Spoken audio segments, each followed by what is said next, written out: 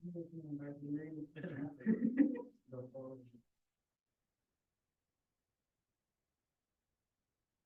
बेटा, chapter 5, share capital. बेटा अगर आपको याद हो, हमने डिस्कस किया था कि कंपनी बनाने वाले कंपनी बनाते वक्त ही सोचते हैं कि इस कंपनी को पूरी जिंदगी में कितना पैसा चाहिए होगा। याद है हमने डिस्कस किया था कि कंपनी एक बिजनेस, बिजनेस बगैर पैसे के थोड़ी होगा। और उस बिजनेस के लिए आपको कितना पैसा चाहिए होगा ये तो कोई बाहर से आके थोड़ी बताएगा, ये तो वो बिजनेस करने वालों को पता होना चाहिए। तो हमने डिस्कस किया था कि अज्यूम कर लो कि हम कंपनी बनाने जा रहे हैं और हमें लग रहा है कि जो कंपनी हम बनाने जा रहे हैं उसको शायद पूरी जिंदगी में जो पैसा चाहिए होगा उस कंपनी के लिए शायद वो 1 लाख रुपया है। लेकिन अब ये जो 1 लाख रुपया है ये हमने लोगों से इकट्ठा करना है। लोगों से कैसे इकट्ठा करेंगे? हैं, अब कोई बंदा अपनी अपनी औकात के लिहाज से कंट्रीब्यूट करेगा, कोई 2 रुपए, कोई 10 रुपए, कोई 20 रुपए, खैर 2 रुपए तो क्या, कोई 10 रुपए, कोई 200 रुपया, कोई 400 रुपया, जो भी है 500, 1000, हर कोई बंदा अपने लिहाज से कंट्रीब्यूट करना चाहता है। अब हम क्या करेंगे फिर इस 1 लाख रुपए के, हम इसको 10-10 रुपए के, अज्यूम कर लो कि हमने क्या किया, इसको 10-10 रुपए के 10,000 टुकड़ों में डिवाइड करके रख लिया। एक्चुअली जब हमने इस कैपिटल के, इसको हम बोलते हैं अथोराइज कैपिटल। ये जो हमने सोचा था पूरी जिंदगी में जितना पैसा चाहिए उसको क्या बोलते हैं? Authorise capital. ये जो अथोराइज कैपिटल है इसको जो हमने टुकड़ों में डिवाइड करके रख लिया, एक्चुअली वो टुकड़े शायद हम कंपनी के कर रहे होते हैं ना कि उस पैसे के। एक्चुअली हमने क्या कर दिया, उस कंपनी को जो हम शुरू करने जा रहे हैं उसके हमने क्या कर दिए हैं, 10,000 टुकड़े कर दिए हैं, 10,000 टुकड़े कर दिए हैं। अब जो बंदा 10 रुपए हमें देगा वो एक टुकड़े का मालिक बनेगा, वो उस हिस्से तक का मालिक बनेगा। तो हमने 10,000 हिस्से कह दो, 10,000 यूनिट्स कह दो, 10,000 पार्ट्स कह दो, या 10,000 शेयर्स कह दो। हमने 10,000 शेयर्स में कंपनी को डिवाइड करके रख दिया। अब जो बंदा, जिसकी जितनी इस्तेताद होगी वो उतने शेयर, उतने हिस्से खरीद लेगा और उतने के हिस्सों का मालिक बन जाएगा। जैसे मान लो, हो सकता है कि हमने क्या किया हो, जैसे मैंने आपको समझाने के लिए कहा था, हम अगर 1 लाख रुपए चाहिए, हमने क्या किया, उस पूरी कंपनी को 50-50 हजार के 2 शेयर में डिवाइड कर दिया। 50,000 आप, एक शेयर आपने खरीद लिया, एक मैंने खरीद लिया, पैसे आगे सारे के सारे। 50% के आप मालिक हो, 50% का मैं मालिक हूँ, रौला खत्म। अब जब भी प्रॉफिट आया करेगा 2 हिस्सों में डिवाइड हो जाया करेगा। लेकिन मेरे बच्चे उसके बाद हमने मान लो कि अगर हमने इसको 25-25 हजार के 4 हिस्सों में डिवाइड किया होता, तो फिर 4 लोग तक मैक्सिमम कितने, 4 लोग तक इसके हिस्सेदार बन सकते थे। हैं, 4 लोगों ने उसके हिस्सा, ये 25-25 हजार पे किया, एक एक हिस्सा खरीदा। अब मेरे बच्चे को क्या है कि 4 हिस्सों में डिवाइड कर दे, जब भी प्रॉफिट आएगा 4 हिस्सों में डिवाइड हो जाएगा। लेकिन हमने क्या किया, इसके हिस्से बढ़ाने शुरू कर दिए, हिस्से बढ़ाते बढ़ाते बढ़ाते, वो जैसे होता है ना, हमारे घर होते हैं, अब्बा जी का एक घर होता है, उसके बाद क्या होता है, वो घर उसकी औलाद में डिवाइड होता है, फिर वो जो औलाद है उसकी मजीद औलाद में डिवाइड होता है, करते करते मेरे बच्चे डिवीजन करते करते करते फिर उसके बाद बाहर निकलते हैं बेचारे, फिर वो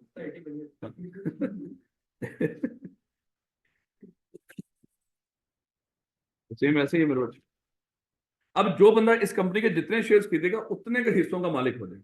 जैसे हम हाउसिंग सोसाइटी की बात करते हैं ना, हाउसिंग सोसाइटी में मान लो कि उन्होंने एक एक जितना भी रकबा होगा सोसाइटी का, उसको 5,000 प्लॉट्स में डिवाइड कर दिया, उसमें 5,000 हिस्से कर दिए। अब जो जितने प्लॉट खरीद लेगा उतने के हिस्सों का मालिक बन जाएगा, उतना की सोसाइटी का। जिसमें पूरी सोसाइटी खरीदी तो पूरी सोसाइटी उसकी है। कोई बंदा 100% शेयर खरीद के बैठा होता है तो वो क्या होती है, फिर वो होली ऑन होल्डिंग कंपनी बन जाती है। ऐसे ही ले बेटा, यहाँ पे मिस्टर सी ने क्या किया, इस कंपनी के 2500 शेयर खरीद लिए।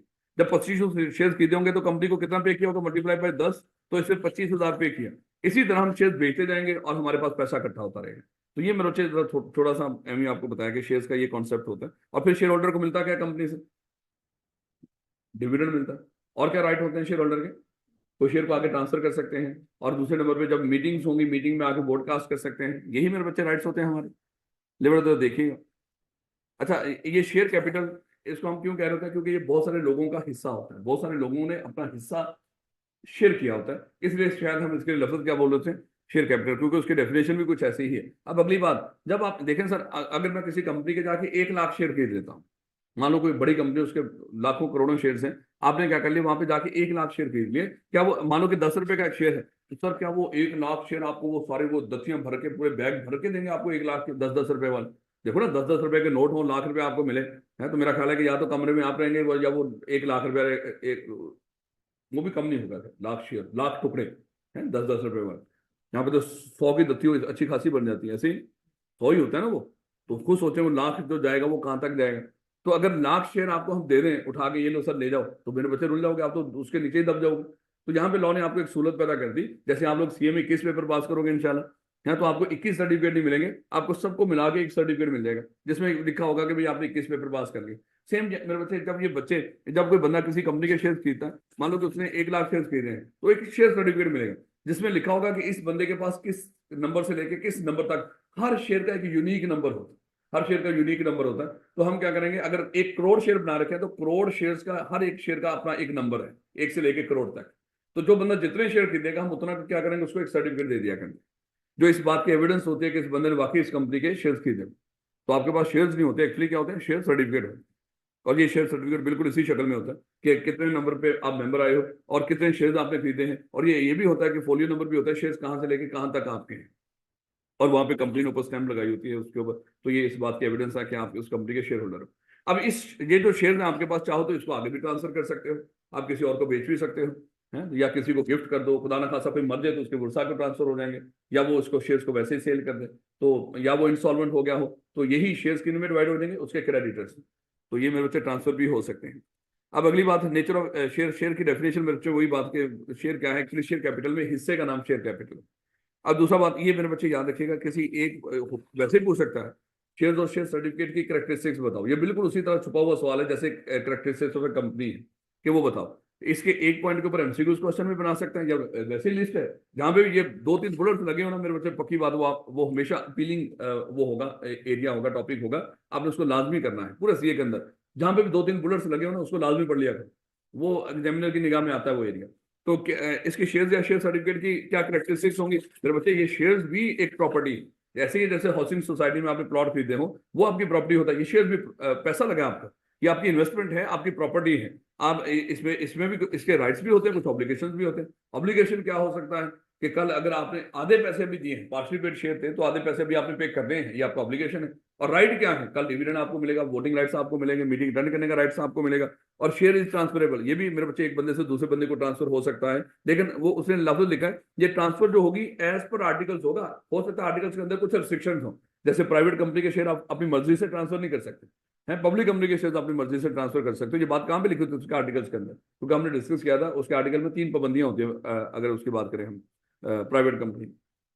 और share must be paid for, आज के दौर में आपको उधार पे शेयर्स नहीं मिलते हैं, पूरा पैसा उसका पे करोगे तो फिर आपको शेयर्स अलॉट होते हैं। और every share in a company having a share capital shall be distinctive, अभी मैंने आपको बताया था, 1 से लेके अगर 1 करोड़ या 10 करोड़ भी शेयर्स हैं, 1 से लेके 10 करोड़ तक हर शेयर का एक डिस्टिंक्टिव नंबर होगा, अपना एक नंबर होगा।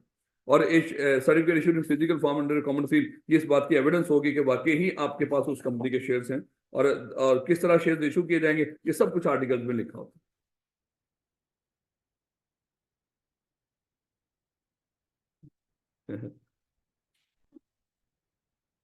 बेटा दादाजी ने जब वो 2,000 रुपए का या इतने का घर बेचा था ना, उस वक्त जो बड़े बड़े जो घर या जमीनें आती थी ना वो 1 रुपए की आ जाती थी। तो दादाजी ने तो फिर भी उस वक्त 2,000 का बेचा, अच्छा खासा महंगा बेचा।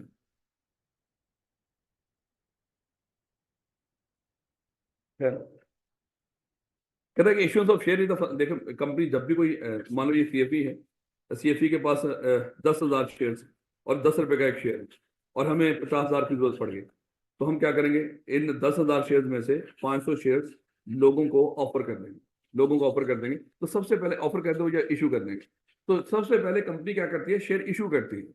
जब इशू करती है, ये इन्विटेशन ऑफ एन ऑफर होती है, वो पढ़ा है ना बिलो के अंदर, जब कंपनी को प्रोस्पेक्टस वगैरह के जरिए लोगों को शेयर ऑफर कर रही होती है, इशू कर रही होती है, ऑफर ना कहें लफ्ज, इशू कर रही होती है, तो वो इन्विटेशन ऑफ एन ऑफर होती है। लोग क्या करते हैं, फिर उसके बदले में आपको एप्लीकेशन देंगे और साथ वो पैसे भी देंगे, तो उसके बाद शेयर अलॉट होते हैं। यानी कि जब आपने शेयर इशू करने होते हैं सबसे पहले, यानी कि अगर अलॉटमेंट की बात करें तो सब पैसा इकट्ठा करना चाहते हो शेयर इशू करके, तो सबसे पहले शेयर इशू करेंगे आप, फिर लोग क्या करेंगे, आपको अप्लाई करेंगे, फिर आप लोगों को शेयर अलॉट करेंगे, तो फिर वो पैसा आप इस्तेमाल कर सकते हो। ये वैसे उसने बता, ये बड़ा ये इतना काम की चीजें थोड़ी थोड़ी देखिएगा।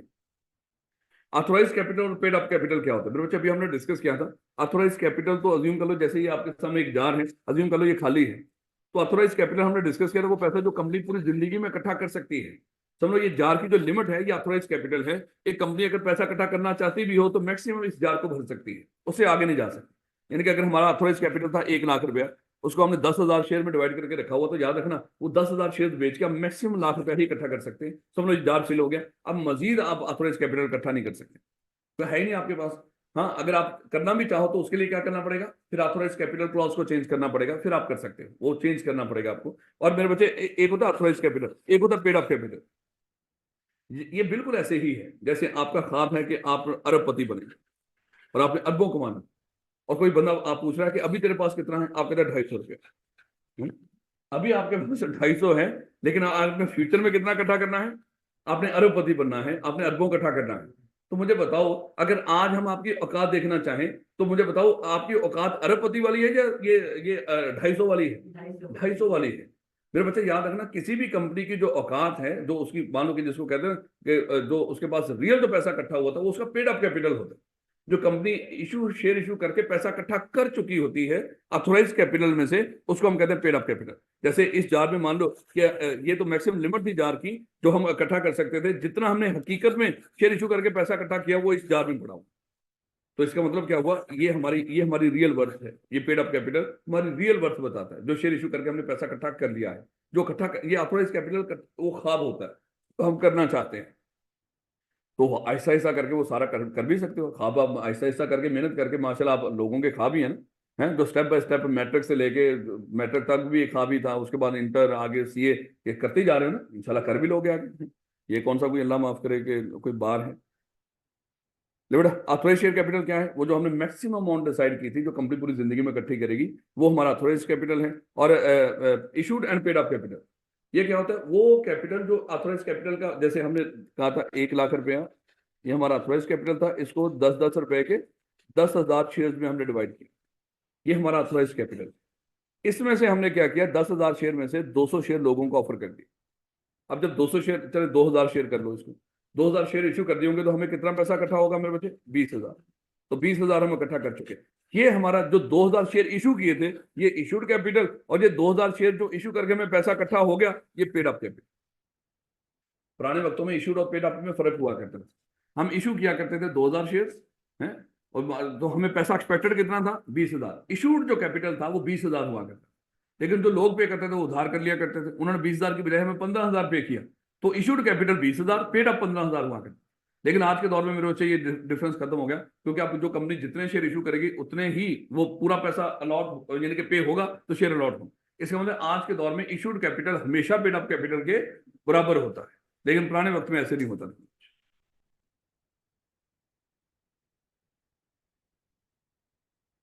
Limit of publication of authorise and paid up capital. अच्छा, ये देखिएगा कि ऐसे ही है जैसे मेरे बच्चे अभी हम बात कर रहे थे कि आप लोगों को बताते फिर रहे हो कि मैं अरबपति हूँ, और लोगों ने पूछ लिया अच्छा क्या अरबपति है, तो भैया कहता मैंने सोचा हुआ मैं अरबपति बनूं। तो लोग कहते हैं भाई तू सोच रहा है और तूने लिखकर बता रहा है लोगों को मैं अरबपति हूँ, तो तू अभी सोच रहा है ना कि ये आगे जाके मैं बनूंगा, तो ये बताना ये तो गैर मुनासिब है। अच्छा, कंपनियां क्या करती थी, जब भी कोई पब्लिकेशन करती थी ना, वो अखबार में इश्तेहार इधर उधर, तो बड़ा सारा करके लिखती थी हमारा पेड अप कैपिटल है 1 लाख रुपया। और अभी तक उन्होंने जो शेयर इशू किए होते थे वो किए थे 100, और 100 शेयर इशू करके 10 रुपए के लिहाज से उन्होंने 1,000 रुपया इकट्ठा किया होता। इसको छोटा सा करके नीचे कहीं छुपा के लिखते थे ये पेड अप कैपिटल है, और बड़ा सारा करके क्या लिखते थे? Authorise capital. देखो मेरे बच्चे, जब तक हमें पढ़ाया नहीं गया हमें तो नहीं पता कि ऑथोराइज कैपिटल क्या होता है, पेड अप कैपिटल। हमें तो लग रहा था कैपिटल मतलब क्या है, वो जो बिजनेस का पैसा जिसे बिजनेस चलाते हैं। हमें लग रहा था कि ये जो ऑथोराइज कैपिटल शायद ये बिजनेस में ये पैसा पड़ा हुआ है और बिजनेस इससे मैनेज किया जा रहा हो। अब आम लोग बंदा तो यही समझेगा, लेकिन बाद में पता चला ओहो ऑथोराइज कैपिटल तो एक कंपनी की ये है ना, उसकी एक्सपेक्टेशन है कि शायद ये फ्यूचर में हमें ये सारा पैसा चाहिए होगा। लेकिन मेरे बच्चे जो हकीकत में पैसा इकट्ठा किया वो तो बड़ा थोड़ा सा है, जो वर्थ है वो तो बड़ी थोड़ी सी है। तो इसलिए कंपनीज क्या करती थी, छोटा सा करके पेड अप कैपिटल और बड़ा सारा करके ऑथोराइज कैपिटल। तो कानून बना दी, जितना बड़ा प्रोमिनेंट करके कॉन्स्पिकस करके आप ऑथोराइज कैपिटल लिखोगे, उतना ही वाजे करके आपने क्या लिखना है? पेड अप कैपिटल भी लिखना है। फुली पेड शेयर, आज के दौर में फुली पेड शेयर इशू ही होते हैं। आज के दौर में कोई पार्शियल पेड शेयर इशू नहीं होंगे। अगर किसी कंपनी ने कर भी दिए तो उसके डायरेक्टर जिम्मेदार होते हैं। नॉमिनल वैल्यू, नॉमिनल वैल्यू क्या होती है? जैसे अभी हमने 10-10 रुपए के शेयर बनाए, यानी कि अभी हमने डिस्कस किया था हमारा एक शेयर कितने का है? 10 रुपए का है। ये इसकी वैल्यू जो फेस के ऊपर लिखी होती है शेयर के, वो क्या होती है? Nominal value. यानी कि हमने शेयर बनाया और उसके ऊपर लिख रखा है कि ये शेयर कितने का है, ये 10 रुपए का है, तो ये इसकी नॉमिनल वैल्यू है। इसको नॉमिनल वैल्यू कह लो, पार वैल्यू कह लो, स्टैंडर्ड वैल्यू कह लो, या फेस वैल्यू कह लो, एक ही बात है। पेपर में हो सकता है इसके नाम ही पूछ ले आपसे कोई एमसीक्यूज वगैरह के अंदर। इसको मार्केट वैल्यू क्या होता है? ये शेयर 10 रुपए का है, लेकिन मार्केट में हो सकता है 20 रुपए का बिक रहा हो। मोस्टली शेयर्स की वैल्यू मार्केट में ज्यादा ही होती है मोस्टली, है। लेकिन आजकल देखें स्टॉक एक्सचेंज के अंदर मंदा है, हर रोज लोगों के अरबों डूब रहे हैं। वहां पे क्या हो रही है? उसकी शेयर्स की वैल्यू गिर रही है, जो भी है, क्योंकि मुल्क के बिजनेसेस के हालात बड़े अनसर्टन है। अब पता नहीं क्या बनेगा आगे, क्या फैसले होंगे, उससे क्या बनेगा इस पाकिस्तान का या कारोबारों का। तो इसलिए मेरे सोचे हालात थोड़े से मंदे हैं और उसमें अच्छा खासा लोगों का पैसा डूब रहा है, और वैल्यू क्या गिर रही है? शेयर्स वगैरह सिक्योरिटी जो भी है उनकी वैल्यूज गिर रही है वहां पे। तो ये ऐसा भी हो सकता है मेरे सोचे शेयर्स की वैल्यू कम हो, लेकिन वो थोड़ा सा कम होता है, लेकिन मोस्टली फेस वैल्यू से मार्केट वैल्यू ज्यादा ही होती है। और classes and kind of share capital, हमारे सिलेबस में दो तरह की काइंड्स, याद रखिएगा, मैंने आपको बताया था हमारे सिलेबस में लफ्ज वो बोल दिया करता है, क्लास भी बोल देता है इसको, लेकिन मुनासिब यही है कि एक होती है काइंड्स। काइंड्स हमारे सिलेबस में दो हैं, एक है ऑर्डिनरी शेयर्स और एक है प्रेफरेंस शेयर। दो ही काइंड्स हैं, ऑर्डिनरी शेयर्स और प्रेफरेंस शेयर्स। अब ऑर्डिनरी शेयर्स की आगे मजीद क्लासेस हो सकती हैं, ऑर्डिनरी शेयर की आगे मजीद क्लासेस हो सकती हैं, इसी तरह प्रेफरेंस शेयर्स की भी आगे मजीद क्लासेस हो सकती हैं। जैसे हमारे ये दो शेयर्स हैं, ऑर्डिनरी है, ये ऑर्डिनरी है और ये प्रेफरेंस है, इनमें मजीद क्लास ए बी सी, ये प्रेफरेंस शेयर में ये क्लासेस, इसी तरह ऑर्डिनरी शेयर में भी क्लास ए बी और सी, हमने ये भी बना ली। तो इस तरह क्लासेस बना सकते हो, लेकिन याद रखना क्लास के अंदर आगे क्लास नहीं होती, ये भी पक्का करके दिमाग में रखिएगा। काइंड्स में क्लासेस होती है, क्लास में आगे मजीद क्लास नहीं होती। अभी जब हम क्लासेस पढ़ेंगे तो वहां पे इस चीज को दोबारा से देख लेंगे, सर इसका मतलब क्या है कि क्लास में मजीद क्लास नहीं होती, लेकिन काइंड्स में क्लासेस हो सकती है। Classes and kind of share capital अभी हमने डिस्कस किया कि अगर आप चाहो, देखो इसके ऊपर जब सवाल करता था ना, मुझे याद है जब हमें कोई सवाल आता था ना, क्योंकि मैंने अटेम्प्ट भी एक से ज्यादा दी सी लॉ की, रट्टा लगता कौन नहीं था, है तो जब वो सवाल आता था ना, तो इसमें जब ये कहता था ना एक कंपनी है सीएबी लिमिटेड है, उसके जो शेयर्स हैं और जो ऑर्डिनरी शेयर्स हैं उसकी क्लास ए बी सी, मैं पढ़ के कहता था सत्याना, अभी बस की है ही नहीं बात, अभी हो ही नहीं सकता सॉल्व, पता नहीं ये क्या है, ये क्लासेस क्या है। यकीन कर लो ऐसे नहीं होता कि आपको इस तरह करके उसको बताया जा रहा, पढ़ाते होंगे टीचर, बड़ी कोशिश करते होंगे, लेकिन हम पता नहीं वहां पे क्लास में सो रहे होते थे, क्या था वो मामला समझ से बाहर। लेकिन मैं सच्ची बता रहा हूँ, जैसे ही क्लास का आता था ना, मुझे पता था कि अब बस ये तो सवाल गया, तुक्का लगा लो, भी लगता है तो ठीक, नहीं तो गया। तो मेरे बच्चे, लेकिन आप लोगों ने इस तरह नहीं करना। जो हमारी जो दो ही काइंड्स हैं, ऑर्डिनरी और प्रेफरेंस, जब उसके कहेगा ना कि क्लासेस, तो आपने कहना कि बेहतरीन हो गया, अब तो ये मसले ही को नहीं है, अब आसान सा सवाल आ गया उसके अंदर। तो मेरे बच्चे, लेकिन एक चीज दिमाग में रखिएगा, ये जो हमारा अथोराइज कैपिटल होता है, ये अथोराइज कैपिटल बाय डिफॉल्ट याद रखना, अथोराइज कैपिटल की एक ही काइंड होती है, वो क्या होती है, ऑर्डिनरी शेयर्स, वो ऑर्डिनरी शेयर्स होते हैं बाय डिफॉल्ट। लेकिन अगर आप चाहो कि हमने इस अथोराइज कैपिटल, वो जो अथोराइज कैपिटल कौन सा था, 1 लाख रुपया, और वो जो 10,000 शेयर हमने बना के रखे हुए थे, वो मेरे बच्चे क्या थे, 10 रुपए का एक शेयर, और ये क्या था, ये अथोराइज कैपिटल था। बाय डिफॉल्ट ये सारे का सारा अथोराइज कैपिटल, उसकी एक ही काइंड होती है, ऑर्डिनरी शेयर्स, और उसकी समझो एक ही क्लास होगी, जो पर शेयर एक शेयर एक वोट के बराबर यही होता है। लेकिन अगर आप चाहो कि हम इस अथोराइज कैपिटल, ये जो 10,000 शेयर्स हैं, इनके हम कुछ ऑर्डिनरी शेयर भी रखना चाहते हैं और कुछ प्रेफरेंस भी बना के रखना चाहते हैं, उसके लिए आपको स्पेसिफिकली लिखना पड़ेगा मेमोरेंडम या आर्टिकल्स के अंदर, जिक्र करना पड़ेगा ये जो हमारा अथोराइज कैपिटल है, इसकी आगे फ्यूचर में जाके हम इसकी काइंड्स और क्लासेस बना सकते हैं। अगर लिखा है तो काइंड्स और क्लासेस बना सकोगे, नहीं तो नहीं बना सकोगे। इसका मतलब सर अगर नहीं लिखा तो नहीं बना सकेंगे, नहीं बना सकेंगे, हाँ फिर लिख लो, या फिर मेमोरेंडम और आर्टिकल को स्पेशल रेजोल्यूशन पास करके उसमें ऐड कर लो कि हमारा जो अथोराइज कैपिटल है उसकी मजीद काइंड्स और क्लासेस हो सकते हैं, फिर आप कर लो उसको। क्योंकि मेमोरेंडम और आर्टिकल में जो बात लिखी है ना मेरे बच्चे, या जो नहीं लिखी, आप हमेशा लिखी हुई को चेंज कर सकते हो कुछ चीजों को छोड़ के, और जो नहीं लिखी उसको लिख सकते हो, लेकिन करना क्या पड़ेगा, स्पेशल रेजोल्यूशन, और जो उसको अल्टर करने का तरीकाकार है। आर्टिकल का जो हमने डिस्कस किया था, अगर कोई क्लास इफेक्ट नहीं हुई तो कर लो, है अगर क्लास इफेक्ट हुई तो फैक्टर क्लास की 3/4 मेजॉरिटी के साथ मिलकर कर लो। याद है कि मेमोरेंडम की हर एक क्लास को डिस्कस किया था हमने, इसी तरह तो कर किया जा सकता है। तो अगर नहीं किया तो एक ही काइंड, अगर किया है तो आगे मान लो, अक्सर होता है वो देगा पेपर के अंदर कि ये सीएफई इसके 10,000 शेयर्स हैं, इसमें से 7,000 शेयर ऑर्डिनरी है और 3,000 शेयर प्रेफरेंस, ये मेरे बच्चे इस तरह करके रख सकते। आगे इस ये 3,000 प्रेफरेंस शेयर है, इसकी मजीद क्लास हो सकती है ए बी सी। ए क्या है, ये अक्यूमुलेशन बेस पे बना दो, बी क्या है, ये कन्वर्जन बेस पे है, सी क्या है, ये रिडेम्पशन बेस पे है, जो मर्जी आगे हम डिस्कस करेंगे इसकी क्लास।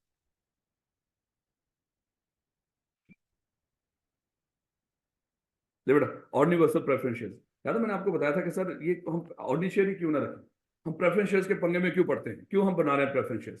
फिर बच्चे हमने डिस्कस किया था कि बात का मजबूरी होती है, जैसे शहबाज शरीफ की मजबूरी थी ना, वो उसका दिल करता है मांगने को, है लेकिन उसकी मजबूरी थी, जिस तरह आपने पुराने वक्तों में उनकी मदद की थी, अभी भी मदद करो, है और हम दिन रात एक खून पसीना एक करके हम अपने पाँव पे खड़े होंगे और आपका पैसा वापस करेंगे, ऐसे ही ना मेरे बच्चे। तो खैर यहाँ पे मेरे बच्चे ऐसे ही, एक कंपनी एक कंपनी के हालात बड़े बुरे हैं, लॉसेस में जा रही है, जब लॉसेस में जा रही ना तो उसको कोई उधार देगा, और अगर ये कंपनी शेयर भी इशू करेगी तो लोग शेयर क्यों खरीदें, लॉसेस से डिविडेंड थोड़ी पे किया जाता है, शेयर खरीदोगे डिविडेंड मिलेगा, है अगर शेयर अगर लॉस में जा रही है तो कंपनी के शेयर्स की वैल्यू भी गिरेगी और उसके बाद आपको डिविडेंड भी नहीं मिलना, तो लोग ना तो शेयर खरीदेंगे इसके अगर इशू करेगी, और ना ही इसको उधार देंगे। तो ऐसे में हो सकता है कि कोई मिस्टर ए हो, अज्यूम कर लो कंपनी के पास दो ही ऑप्शन है, या तो उधार या शेयर इशू करके, उधार तो मिलेगा कोई नहीं।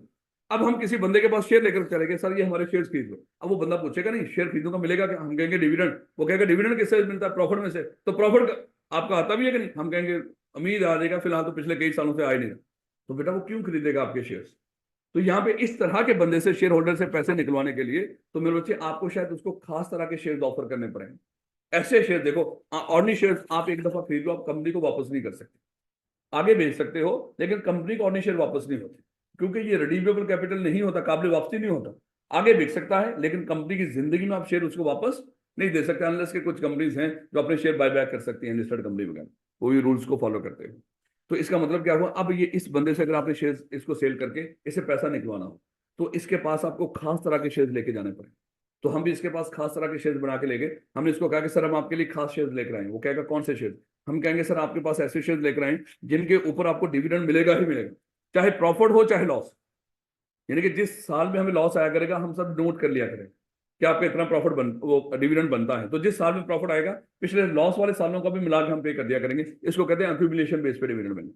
और दूसरा सर, इन इन शेयर्स को हम ऐसे शेयर देख रहे हैं, अब जब चाहो हमें पैसे, ये शेयर वापस करके पैसे भी ले जाना, बिल्कुल बैंक की तरह का मामला। फिक्स डिविडेंड देंगे, जैसे वहां पे तो फिक्स इंटरेस्ट मिलता है, हराम खाते हो सर आप, हैं आपकी कब्र में कीड़े पड़ेंगे सर, ध्यान से। तो आप क्या कर लो, आप बैंक से पैसा उठाओ, हमारी कंपनी में लगा दो, उससे क्या होगा, आपको फिक्स डिविडेंड देंगे सर, और दूसरे नंबर पे जब चाहो शेयर वापस करके पैसे भी ले लेना। तो ऐसे बंदे को हमने क्या कर लिया, उसको उसको हमने मोटिवेट कर दिया, वो हमारी कंपनी में लगाए, ऐसे शेयर लेकर गए हम। तो ये शेयर सिर्फ प्रेफरेंस ही हो सकते हैं, और नहीं तो नहीं हो सकते इस तरह। याद रखोगे इस बात में। ये इस तरह वजह बताइए क्यों प्रेफरेंस शेयर इशू करते हैं। तो बेटा ऑर्डिनरी प्रेफरेंस शेयर्स में फर्क है, इंतहाई इंपॉर्टेंट। ऑर्डिनरी प्रेफरेंस शेयर्स का जो फर्क है, उसने 4 हिस्सों में डिवाइड करके उसको बताया आपको। तो याद रखिएगा पेपर के अंदर वो खाली डिफरेंस भी पूछ सकता है, ऑर्डिनरी प्रेफरेंस शेयर को डिफरेंशिएट कर दो, तो इन 4 बेस पे डिफरेंशिएट करोगे। और मैंने आपको कहा किसी एक डिफरेंस को भी पूछ सकता है, सवाल बनाएगा कि कुछ फलानी सीएफई कंपनी है, उसके इतने शेयर होल्डर ऑर्डिनरी है, इतने प्रेफरेंस हैं, लेकिन उनको वो कंपनी वाइंडिंग अप में जा रही है, लेकिन उनको ये नहीं पता कि वाइंडिंग अप के मौके के ऊपर अब इन दोनों के साथ सलूक क्या होगा। तो वो भी यहाँ पे लिख रखा है, जब तक ये कंपनी चल रही है। चलो कुछ 2 तरह के शेयर होल्डर हैं ऑर्डिनरी प्रेफरेंस, इनको ये नहीं पता कि सर हमारे वोटिंग राइट्स क्या हैं, तो इसके ऊपर 2-3 नंबर का सवाल कर देगा। तो वोटिंग राइट्स मेरे बच्चे देखिएगा, अगर तो हम वोटिंग राइट्स की बात करें, प्रेफरेंस शेयर होल्डर, देखो मेरे बच्चे, वोटिंग राइट का मतलब क्या है, जनरल मीटिंग में बैठ के वोट कास्ट करना, रेजोल्यूशन पास करना, कंपनी को चलाने के फैसले करना। कंपनी को चलाने के फैसले वो करे जो सही वाला मालिक है। वाला मालिक का मतलब वो बंदा जिसको रिस्क और रिवार्ड दोनों मिल रहे हैं, जिसका रिस्क ज्यादा लगा हो, सादा अल्फाज में, जिसको रिस्क ज्यादा हो, तो एक्चुअली मालिक भी वही होता है, क्योंकि जो ऑनरशिप होती है ना, वो हमेशा रिस्क को फॉलो करती है, जिसकी तरफ रिस्क जा रहा हो ऑनरशिप भी उसी की तरफ जाती है। जैसे मान लो, जस्ट एग्जांपल, हमारा ये सीएफई है, इसमें 20 रुपए हमने लगाए हुए, 80 रुपए बैंक से उधार लिया हुआ, आपको क्या लग रहा है मालिक कौन है? बैंक। बैंक ही मालिक है ना, हमारे तो 20 रुपए लगे हुए हैं, ज्यादा पैसा किसके लगा हुआ? बैंक है। तो हकीकत में देखा जाए मालिक कौन है, वो बैंक है। जैसे आप लोग भी इंशाल्लाह जब बड़े होंगे तो कारोबार करेंगे, हैं, तो उसमें आपके 2 रुपए लगे होंगे, बाकी 100 रुपए किसी और के लगे होंगे, तो दुनिया को बता रहे होंगे हम मालिक हैं। क्या मालिक होंगे उसमें? शर्म तो नहीं आ रही? पढ़ाने का फायदा क्या हुआ? चले देखिएगा, जब बेटा कहता है कि voting rights, ordinary preference shares के, प्रेफरेंस शेयर्स को कहता है, लॉ कहता है नो वोटिंग राइट्स, यानी कि जनरल मीटिंग में, याद रखना ये जो नो वोटिंग राइट्स हैं, ये कहां पे है? जनरल मीटिंग में। लेकिन इनकी अपनी मीटिंग में बैठ के इनके पास वोटिंग राइट्स होंगे। अब अगली बात आती है, सर इनको अपनी मीटिंग में बैठ के वोटिंग राइट्स की क्या जरूरत पड़ गई? जब इनकी जनरल मीटिंग में कोई सुनवाई नहीं है, तो अपनी मीटिंग में बैठ के इन्होंने कौन सी वोटिंग राइट्स इस्तेमाल करने हैं? मेरे बच्चे याद है, हमने डिस्कस किया था अभी कि अगर आपने आर्टिकल्स को चेंज करना हो, तो आर्टिकल्स को चेंज करने का तरीकाकार वो याद है कि सबसे पहले अगर आर्टिकल को चेंज करना हो क्या करना पड़ेगा?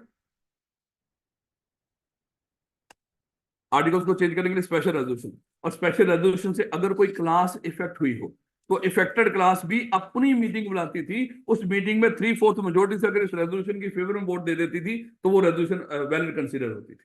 तो इसका मतलब क्या हुआ, वो क्लास को भी वोटिंग राइट्स मिलते हैं, लेकिन कहां पे वाला? उसकी अपनी मीटिंग के अंदर। तो प्रेफरेंस शेयर होल्डर को जनरल मीटिंग में वोटिंग राइट्स नहीं होते, लेकिन जब उनकी अपनी मीटिंग होगी उसमें वोटिंग राइट्स होंगे। लेकिन ऑर्डिनरी शेयर होल्डर को मेरे बच्चे वोटिंग राइट्स होते हैं, जनरल मीटिंग में बैठकर वोटिंग राइट्स उसको होते हैं। बोला बात है, इसकी डिफरेंट क्लासेस हो सकती हैं, उसके लिहाज से डिफरेंट वोटिंग राइट्स होते हैं, अभी हम देखेंगे जब क्लासेस पढ़ेंगे। डिविडेंड राइट्स, भाई ऑर्डिनरी और प्रेफरेंस शेयर को डिविडेंड कैसे मिलेगा? भाई जो प्रेफरेंस शेयर्स हैं इनको डिविडेंड फिक्स मिल रहा हो, और दूसरे नंबर पे अक्सर इनको डिविडेंड अक्यूमुलेशन बेस पे मिल रहा होता है।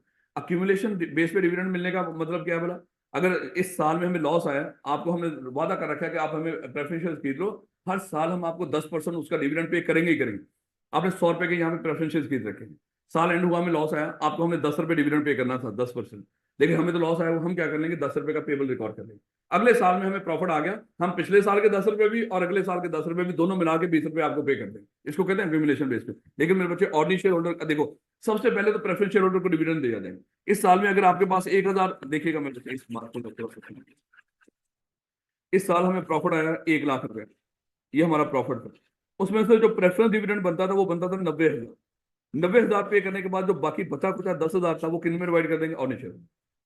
अगर अज्यूम कर लो इस साल हमारा जो प्रॉफिट आया है वो आया है 100 करोड़, उसमें से जो प्रेफरेंस डिविडेंड को कितना, प्रेफरेंस शेयर होल्डर को कितना पे करेंगे? 90,000। बाकी जितना भी होगा किनका होगा? Ordinary share holder. और हो सकता है इस साल हमें जो प्रॉफिट आया हो वो ही 80,000, ये 80 का 80 कितने में चला जाएगा? अभी भी उनका 10,000 रहता हो, और ऑर्डिनरी शेयर होल्डर को क्या मिलेगा? उनको बेचारों को कुछ भी नहीं मिलेगा, वो मायूस के मायूस, बिल्कुल खुदा न खासा। ये आप कहने, आप हमारी तरह कहने लगे हैं बेटा। वाइंडिंग अप, जब कंपनी वाइंडिंग अप में जाएगी, वाइंडिंग अप का मतलब क्या है? हम कंपनी को खत्म कर रहे हैं। जब कंपनी खत्म करेंगे उस वक्त प्रेफरेंस और ऑर्डिनरी शेयर होल्डर्स के क्या राइट्स हैं? कहता है कि प्रेफरेंस शेयर होल्डर को, मेरे बच्चे ये भी मैं कह रहा हूँ, पेपर अप्लाई करवा सकते हैं इन चीजों को, बड़ा मार्जिन है उसके पास। एक इन्वेस्टर ये है, उसने हमारी कंपनी के 100 शेयर खरीदे हुए, प्रेफरेंस शेयर की बात कर रहा हूँ, 100 प्रेफरेंस शेयर खरीदे हुए मेरे बच्चे, और एक शेयर है 10 रुपए। ये इसने खरीदे थे 2010 के अंदर, आज 2024। उस वक्त इस ये जो 10 रुपए का शेयर इसने खरीदा हुआ था ना, प्रेफरेंस शेयर, इसकी मार्केट वैल्यू होती है, इसकी जो मार्केट वैल्यू वो है 50 रुपए। लेकिन मेरे बच्चे हमारी कंपनी वाइंडिंग अप में चलेगी, 2024 में इसकी वैल्यू कितनी? 10 रुपए होगी, 50 रुपए मार्केट वैल्यू की बात। फेस वैल्यू तो वही है ना, वही रहेगी।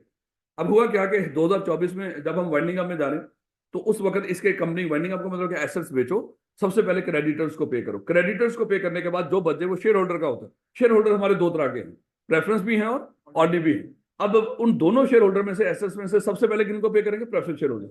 अब लेकिन प्रेफरेंस शेयर होल्डर को पे कितना करना है? अब ये बंदा सोच रहा है कि 100 मल्टीप्लाई बाय 50 तो ये पैसे मेरे बनते हैं, ये तो ये सोच के आया है। लेकिन इसको कितना कैसे पे करेंगे? 100 मल्टीप्लाई बाय 10। लेकिन वो तो कहेगा सर मेरे मार्केट में 50 रुपए का ये शेयर है। हम कहेंगे जाओ जाके फिर मार्केट में बेच दो, है, हम तो आपको यही देंगे। लॉ ने यही कह रखा है कि आपने नॉमिनल वैल्यू के लिहाज से उनको पैसा वापस करना, वाइंडिंग अप के मौके के ऊपर। कहता they have pure rights of return nominal value. Nominal value के लिहाज से जितना फिक्स पैसा बनता होगा देके, लेकिन इनका मजीद अगर और भी ढेर लगा हुआ एसेट्स का, वो कह रहा है कि बाकी, हम कहेंगे तू तो निकलना, बाकी हमारा है। तो ये नहीं कि वो सरप्लस सोचेगा कि बाकी और भी हिस्सा मिलना चाहिए मुझे, नहीं नहीं, इसको फिक्स अमाउंट, हम जितनी इसकी बनती थी नॉमिनल वैल्यू के लिहाज से इसको वापस करके बाकी जितना बचेगा वो किनका? ऑर्डिनरी शेयर होल्डर का। लेकिन इनको फिर क्या मिलेगा? वो सबसे पहले क्रेडिटर्स के बाद सबसे पहले प्रेफरेंस वालों का पैसा एसेट्स में से, उसके बाद जो बच गया वो सारा किनका है?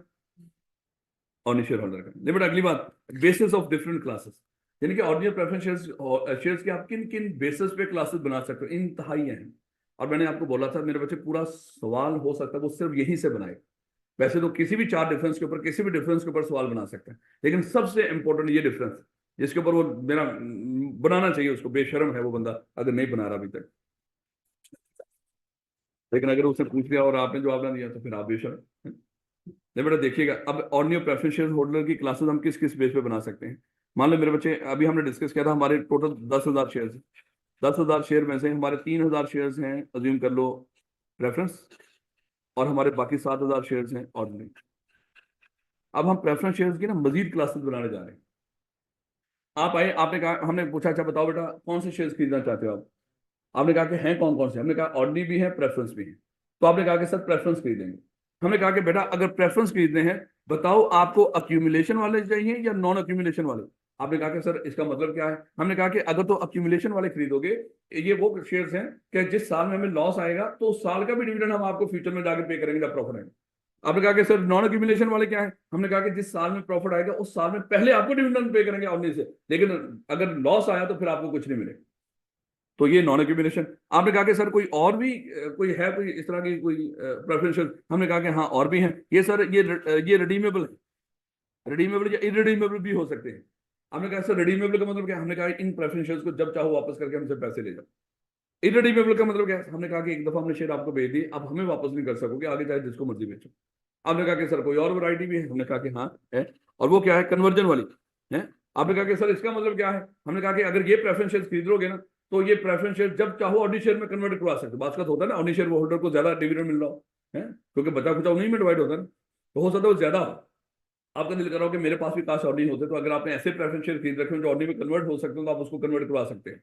लेकिन अगर आपने ऐसे खरीद लिए जो कन्वर्ट नहीं हो सकते, तो फिर तो डेफिनेटली वही भुगतने पड़ेंगे। यानी कि प्रेफरेंस शेयर्स की 3 बेसिस पे क्लासेस बनाई जा सकती हैं, अक्यूमुलेशन बेस पे, रिडीमेबल और कन्वर्ट। अच्छा, ये एक में भी खूबी हो सकती है, कोई अक्यूमुलेटेड भी है, वो रिडीमेबल भी है और कन्वर्टेबल भी है। ये ना समझना कि अलग अलग ही होंगे, ये एक में भी हो सकती है, लेकिन इन बेसिस पे आप क्लासेस बना सकते हो ओवरऑल। याद रखोगे इस बात को, 3 बेसिस पे प्रेफरेंशियल्स की क्लासेस कौन कौन सी है, मतलब अक्यूमुलेशन, रिडेम्पशन और कन्वर्जन। उसके बाद अगर बाकी बात आ गई सर, ये ऑर्डिनरी शेयर खरीदना चाहो, ये क्या है, हमने कहा कि ये क्लास ए खरीद लो।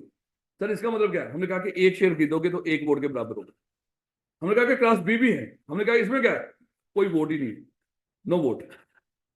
तो एक क्लास सी भी है, कह रहे इसमें क्या है, हमने कहा कि एक शेयर खरीदोगे तो आपको 2 वोट मिलेंगे।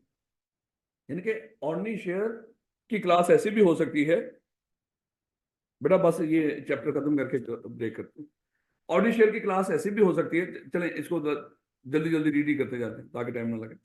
वोटिंग राइट की बेस पे भी हो सकती है, नो वोटिंग राइट आप भी ऐड भी कर लीजिएगा, चाहे वोटिंग राइट इसके नीचे पॉइंट आउट कर लीजिएगा, नो वोटिंग राइट्स। ऐसे ऑर्डिनरी शेयर भी हो सकते हैं जिनके साथ वोटिंग राइट ही ना हो। अब अगला बंदा पूछेगा सर ये कैसे हो सकता है, कोई पागल है तो नो वोटिंग राइट वाले। बेटा हमने वोटिंग राइट के मकसद के लिए सिर्फ शेयर नहीं खरीदे होते, मकसद तो वहां से डिविडेंड कमाना है, शेयर की वैल्यू का फायदा उठाना है जो बढ़ रही हो मार्केट के अंदर। वोटिंग राइट से सिर्फ क्या होगा, मीटिंग में जाके डिसीजन मेकिंग में इन्वॉल्व हो। कई लोग तो आते ही नहीं मीटिंग के अंदर है, कई शेयर होल्डर तो आते ही नहीं, कोई छोटे मोटे शेयर होल्डर कब जाते हैं वहां पे, बड़े खिलाड़ी जाते हैं वहां। क्या no voting right, voting right disproportion, voting right, rights नहीं खाली, voting right disproportionate to the paid up share. इसका मतलब क्या है, बोला अगर आपने एक शेयर खरीदा हो सकता है 2 वोट्स हो सकता है कोई ऐसी क्लास हो जिसमें 5 शेयर खरीदे तो 1 वोट हो। ये वोटिंग राइट डिस्प्रोपोर्शनेट है, ये नहीं कि जितने शेयर उतने वोट, इस डिफरेंट भी हो सकते हैं। या डिफरेंट इंटाइटलमेंट ऑफ डिविडेंड है, अगर कोई ऐसी ऑर्डिनरी शेयर की क्लास हो सकती है जिसमें हम कहेंगे इनको हम सिर्फ 10% डिविडेंड दिया करेंगे, एक ऐसी क्लास जिसमें हम कहेंगे इसको 20% डिविडेंड दिया करेंगे, ऐसा भी हो सकता है। डिफरेंट राइट ऑफ इंटाइटलमेंट हो सकता है डिविडेंड के, और different entitlement of right issue, ये अलग पॉइंट है, एंड वाला अलग लिखिएगा। डिफरेंट एंटाइटलमेंट, राइट इशू किसको बोलते हैं, बोला कंपनी जब भी नए शेयर इशू करेगी, सर हमने हमने कहा कि ये क्लास सी खरीदो, उसने कहा कि इसमें क्या है, हम जब भी नए शेयर ऑफर करेंगे ना फ्यूचर में, पहले इनको ऑफर करेंगे। मैंने कहा कि अगर क्लास डी खरीद लूं, हमने कहा कि जब भी हम फ्यूचर में नए शेयर ऑफर करेंगे ना, इस क्लास को ऑफर नहीं करेंगे, हम सीधे मार्केट में ऑफर कर देंगे। तो ये ऐसे भी हो सकता है, इसको बोलते हैं राइट इशू। शेयर होल्डर का राइट, करंट शेयर होल्डर का राइट कि जब भी कंपनी नए शेयर इशू कर रही हो सबसे पहले इनको ऑफर किया जाए, घर वालों का हक पहले है, इनके इस हक को क्या बोलते हैं, right issue. Different entitlement of issue of bonus share, हमने कहा कि ये क्लास खरीदो, इसमें बोनस शेयर मिलेगा आपको फ्यूचर में जब भी हम इशू करेंगे, लेकिन इस क्लास को खरीदोगे फ्यूचर में आपको बोनस शेयर्स नहीं मिलेंगे, मतलब फ्री वाले या सब्सिडाइज्ड। बस नहीं सर, तो ये ना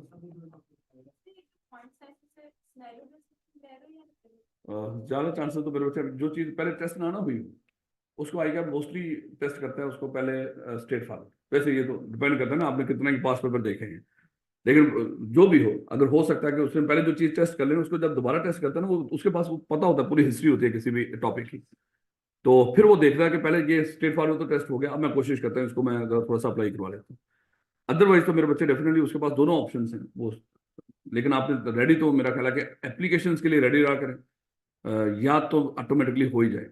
यानी कि जब आप चीजें तैयार कर रहे हो ना, बस आप इस सोच के साथ करें कि यहाँ पे अप्लाई करवाएगा और मैं अप्लाई के लिहाज से इसको याद कर रहा हूँ, याद तो करेंगे। उसे वो स्ट्रेट फॉरवर्ड पूछेगा, आप कहेंगे शुक्र है, सीधे उसमें स्ट्रेट फॉरवर्ड लिख दो, लेकिन अप्लाई करेंगे कम से कम मेंटली तौर पे आपके दिमाग में होगा कि मैंने सोचा हुआ था इस यहाँ से अप्लाई करवा सकता, तो फिर आसानी हो जाएगी आपके लिए। तो ये क्या हो गया,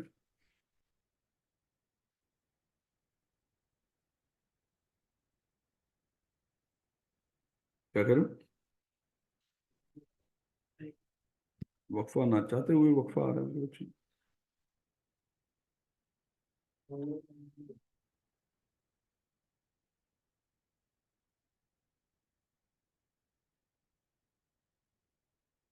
चले मेरे बच्चे अभी एक 15 मिनट की ब्रेक करेंगे। टाइम क्या हुआ, हाँ ओए 3 शर्म तो नहीं आता है।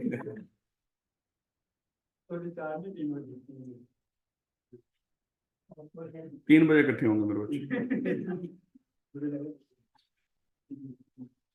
वो बड़े इंपॉर्टेंट एरियाज रहते हैं।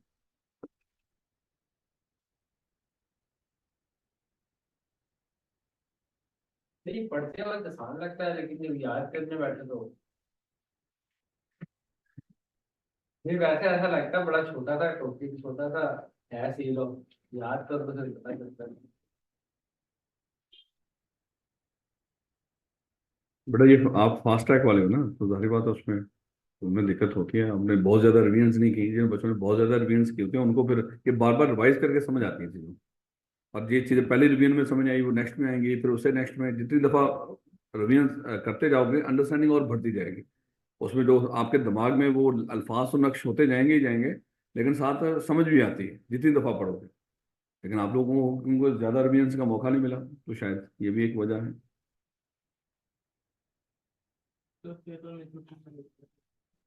पेपर में छुट्टी ना हो तो मेरे बच्चे तैयारी तो पहले ही होती है वैसे, लेकिन अच्छा मौका होता है कि अगर आप एक पेपर ऐसे रखो, तरतीब रखो जिसमें एक छुट्टी मिल जाए। तो अगर नहीं तो मेरे बच्चे को नहीं, एक रात तो है ही है फिर आपके पास, तो उसमें हिम्मत करें। और तो कोई और फिर तो ऑप्शन है ना, क्या हम छुट्टी करवा दें? वो तो पॉसिबल नहीं। अब यही है कि उससे रात में कोशिश करें कि कोई सोएं, नींद आ रही हो तो फौरन सो जाएं, अलार्म थोड़ा सा जल्दी लगा दें। लेकिन ये नहीं कि नींद आ रही हो सोए नहीं, पहले तो नींद नहीं आ रही तो ना सोइएगा। अगर नींद आ रही हो तो फौरन से सो के उसको अलार्म थोड़ा सा कम लगा के उसको उठें, दोबारा से रिवाइज करें, अल्लाह खैर करेगा। और क्या हो सकता है उसमें? बुक पकड़े तो फौरन नींद आ जानी। बड़ा सबको ही आती ये है। तो कोई बात चलें खैर देखिएगा, तो बड़ा variation of share holders rights को जरा देखिएगा। ये जो राइट्स होते हैं ये कहाँ पे लिखे होते हैं? आर्टिकल्स के अंदर। जो शेयर होल्डर्स के राइट्स हैं ये कहाँ पे लिखे होते हैं? आर्टिकल्स के अंदर। सेम वही मेरे बच्चे जो पीछे हम पढ़ के आए थे। याद करें पीछे हमने डिस्कस किया था कि अगर आर्टिकल्स को चेंज करना हो उसका तरीकाकार याद है कि नहीं? आर्टिकल्स को चेंज करना, alteration in article chapter number 2 में हम पढ़ गए हैं। तो मेरे बच्चे वही चीज दोबारा लिख रखी है उसने, बस यहाँ पे थोड़ी सी इजाफी बातें हैं। वो कहेगा मान लो कि आज कंपनी ने कोई स्पेशल रेजोल्यूशन पास करके तरीकाकार बता रहा होगा कि कंपनी ने आज स्पेशल रेजोल्यूशन पास की है, स्पेशल रेजोल्यूशन से आर्टिकल में कुछ ऐसा चेंज किया है जिससे कुछ शेयर होल्डर्स के राइट्स इफेक्ट हुए। अगर तो राइट्स इफेक्ट ना हुए हो तो हमने डिस्कस किया था वो जो भी रेजोल्यूशन करोगे राइट्स में चेंज करोगे, इट्स ओके। किसी अच्छे राइट्स की देखो, राइट्स में चेंज किया है लेकिन लोगों का नुकसान की बजाय फायदा किया आपने, इट्स ओके।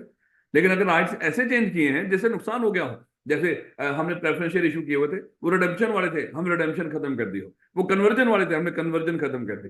वो अक्यूमुलेशन बेस पे डिविडेंड मिलता था, वो हमने अक्यूमुलेशन खत्म कर दी।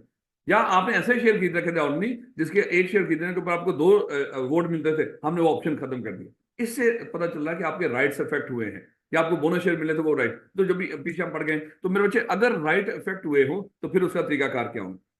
वही है मेरे बच्चे कि अगर वेरिएशन शेयर होल्डर के राइट्स को चेंज करना है, ये राइट्स लिखे कहाँ पे होते हैं? आज बेटा भी शुरू किया ही है। शेयर होल्डर्स के राइट्स कहाँ पे लिखे होंगे? आर्टिकल्स के अंदर।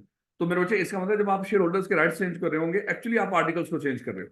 और आर्टिकल्स को चेंज करने का तरीकाकार में वही मेरे बच्चे, आपने क्या करना है? आपने स्पेशल रेजोल्यूशन पास करनी है। और स्पेशल रेजोल्यूशन पास करने से अगर तो किसी खास क्लास के राइट इफेक्ट नहीं हुए, देखो राइट्स ज्यादा दे देना तो लोग खुश होंगे, लेकिन राइट्स को जब खत्म करोगे, स्लब करोगे, वहां पे लोग नाराज होंगे। अगर तो आपने आर्टिकल्स में ऐसा चेंज किया हो जिससे लोगों के राइट्स बढ़े हो, फिर तो अच्छी बात है। लेकिन राइट अगर तो अच्छी तो फिर क्या कर लो, जो चेंज करना चाहते हो कर लो। लेकिन अगर आपने स्पेशल रेजोल्यूशन पास करके आर्टिकल्स में शेयर होल्डर्स के राइट्स को लेकर कुछ ऐसा चेंज किया हो जिससे कोई खास क्लास इफेक्ट हुई हो, तो इफेक्टेड क्लास की भी 3/4 मेजोरिटी जब तक इस रेजोल्यूशन की फेवर में वोट नहीं देगी उस वक्त तक रेजोल्यूशन वैलिड नहीं होगी। यहां तक हमने पढ़ा था आर्टिकल्स के अल्टरेशन। वही आर्टिकल्स की अल्टरेशन, उन्हीं आर्टिकल्स के अंदर शेयर होल्डर्स के राइट्स, और दोनों चीजें सेम चलेंगी यहां तक। इससे आगे थोड़ा सा डिफरेंस और इसमें ऐड कर दिया कि सर मान लो 3/4 मेजोरिटी ने 3/4 मेजोरिटी ने स्पेशल रेजोल्यूशन की फेवर में अफेक्टेड क्लास की 3/4 मेजोरिटी ने इस रेजोल्यूशन की फेवर में वोट दे दिया। क्या सर अब अंधेर आ गया, अब इसके अलावा कोई ऑप्शन नहीं हमारे पास? उन्होंने कहा कि नहीं, अभी भी ऑप्शन है। अब यहाँ पे ऑप्शन क्या होगा कि वो इफेक्टेड क्लास स्टिल, चाहे उन्होंने रेजोल्यूशन, देखो यहाँ पे 2 रेजोल्यूशन अभी तक पास होंगे अगर देखा जाए, एक ये स्पेशल रेजोल्यूशन और एक इफेक्टेड क्लास की रेजोल्यूशन। 2 रेजोल्यूशन पास होगी, चाहे जिन लोगों ने स्पेशल रेजोल्यूशन की फेवर में वोट दिया था, चाहे किसी ने इसकी फेवर में वोट दिया हो। लेकिन उसके बावजूद हो सकता है कि उनको बाद में पता चला हो जिस चीज के फेवर में हम वोट देते रहे वो तो हमारे लिए नुकसानदेह होगी। जो मर्जी हो, कोई भी 10% शेयर होल्डिंग वाले बंदे, यहाँ पे वोटिंग राइट की बात नहीं कर रहा, 10% शेयर होल्डिंग की बात कर रहा, किसी भी क्लास की 10% इफेक्टेड क्लास हो। लेकिन ये ना हो कि ऐसे लोग चले जाए जिनको कोई फर्क ही ना पड़ा, अदालत का टाइम जाया नहीं करना। इफेक्टेड क्लास की 10% शेयर होल्डिंग वाले लोग 30 डेज के अंदर, जिस दिन ये रेजोल्यूशन पास हुई थी उसके 30 डेज के अंदर कोर्ट में जा सकते हैं। दोबारा देखिएगा मेरे बच्चे, इसको थोड़ा सा सम अप कीजिएगा। हमने आज शेयर होल्डर्स के राइट चेंज करने के लिए स्पेशल रेजोल्यूशन पास की। स्पेशल रेजोल्यूशन से राइट ऐसे चेंज किए कि लोगों का फायदा ही हुआ है, नुकसान नहीं हुआ। अगर तो फायदा ही हुआ है तो फिर तो मेरे बच्चे कोई मसला नहीं, रेजोल्यूशन बिल्कुल वैलिड है। लेकिन इस रेजोल्यूशन से जो हमने राइट चेंज किए हैं, जो राइट में चेंज हुआ उससे फायदे की बजाय नुकसान हो गया हो, तो लॉ ने कह दिया कि देखो किस क्लास का नुकसान हुआ है। तो हमने कहा कि ये मान लो कि कोई प्रेफरेंस शेयर्स की क्लास ए थी, हमने उनका नुकसान कर दिया है, तो उन्होंने कहा कि इफेक्टेड क्लास अब क्या करेंगे, वो अपनी मीटिंग बुलाएंगे, उस मीटिंग के अंदर अगर इस रेजोल्यूशन की फेवर में वोट दे दें 3/4 मेजोरिटी से, तो ये रेजोल्यूशन वैलिड हो। अच्छा, स्टिल अगर हो सकता है अभी भी कुछ शेयर होल्डर नाराज हो, अभी भी कुछ की रेजर्वेशन हैं, वो चाहते हैं नहीं ये हमारे साथ कोई नुकसान हुआ है, यहाँ पे हमारे साथ कोई किसी तरह का इन्होंने धोखा किया है, तो वो क्या कर सकते हैं, जिस दिन रेजोल्यूशन पास हुई थी, अज्यूम कर लो ये रेजोल्यूशन पास हुई थी 1 जनवरी 2024 को, मेरे बच्चे इस रेजोल्यूशन की तारीख है 30 डेज के अंदर अंदर वो कोर्ट में जाके अपील कर सकते हैं। और जब कोर्ट में जाके अपील करेंगे तो कोर्ट के सामने दो बातों में से कोई एक बात साबित कर दें। या तो ये साबित कर दें कि सर इन्होंने रेजोल्यूशन पास करवाते वक्त ना, हो सकता है हमने भी फेवर में वोट दिया था, लेकिन सर जब इन्होंने रेजोल्यूशन पास करवाई ना हमसे, तो उस वक्त जो बातें इन्होंने बताई, तो वो तो सारी अच्छी अच्छी बातें थी सर, इन्होंने जो बातें हमारे लिए नुकसानदेह थी वो छुपाई हमसे। अगर वो बातें हमारे नॉलेज में होती तो हम कभी भी इस रेजोल्यूशन की फेवर में वोट ना देते। इसका मतलब फेवर में वोट देने वाले भी हो सकता है कोर्ट में जाके अपील कर रहे हों। या मान लो कि अगर वो कहेंगे नहीं नहीं सर हमने इसे कुछ नहीं छुपाया, तो हो सकता है फिर दूसरा पॉइंट आप किसी भी तरीके से साबित कर दो, सर ये रेजोल्यूशन हमारे लिए नुकसानदेह है। दो पॉइंट्स हैं, दो में से कोई एक साबित कर दो। या तो सर इन्होंने कुछ फैक्ट्स हमसे छुपाए, अगर वो फैक्ट्स हमारे नॉलेज में होते तो हम कभी भी इस रेजोल्यूशन की फेवर में वोट ना देते, या ये कोर्ट में साबित कर दो। ये ना कर सके तो दूसरा सर जो मर्जी हो, ये हमारे लिए नुकसानदेह है, नुकसानदेह साबित कर दो वहां पे, तो कोर्ट क्या कर देगा, इस रेजोल्यूशन को नल एंड वॉइड कर देगा। ये मेरे बच्चे सारा यहाँ पे लिख रखा है, उसको देख लीजिए। ये बेसिस ऑफ कोर्ट, मेरे बच्चे हो सकता है खाली बेसिस ऑफ कोर्ट ही पूछ ले लेकिन जब वो सारा पूछ रहा होगा तो याद रखिए कि आपने सारा डिटेल बताना उसको। जब वो शेयर होल्डर्स के राइट्स का डिस्कस करेगा, वहां पे सिर्फ ये ना हो वो इफेक्टेड क्लास कोर्ट में जा सकती है 30 डेज के अंदर अंदर, ना ना, यहाँ तक आधे नंबर मिलेंगे मेरे बच्चे। फिर आपने कोर्ट का डिसीजन भी बताना कि कोर्ट फिर किस बेस पे डिसाइड करेगा। उन दो जो चीजें, उसके बाद ये जो भी फैसला है 15 दिन के अंदर, यहाँ तक जितना हो सके लिखो मेरे बच्चे पेपर। ले बेटा, alteration of share capital clause, ले बेटा बात हो रही है शेयर कैपिटल को चेंज करने की बात नहीं हो रही, क्लॉज को चेंज करने की बात। क्लॉजेस कहाँ पे लिखी हुई है, मेमोरेंडम के अंदर। तो मेरे बच्चों को याद होगा बचपन में हमने मेमोरेंडम पढ़ के हमने डिस्कस किया था, मेमोरेंडम की कोई कुछ 6-7 क्लॉजेस थी।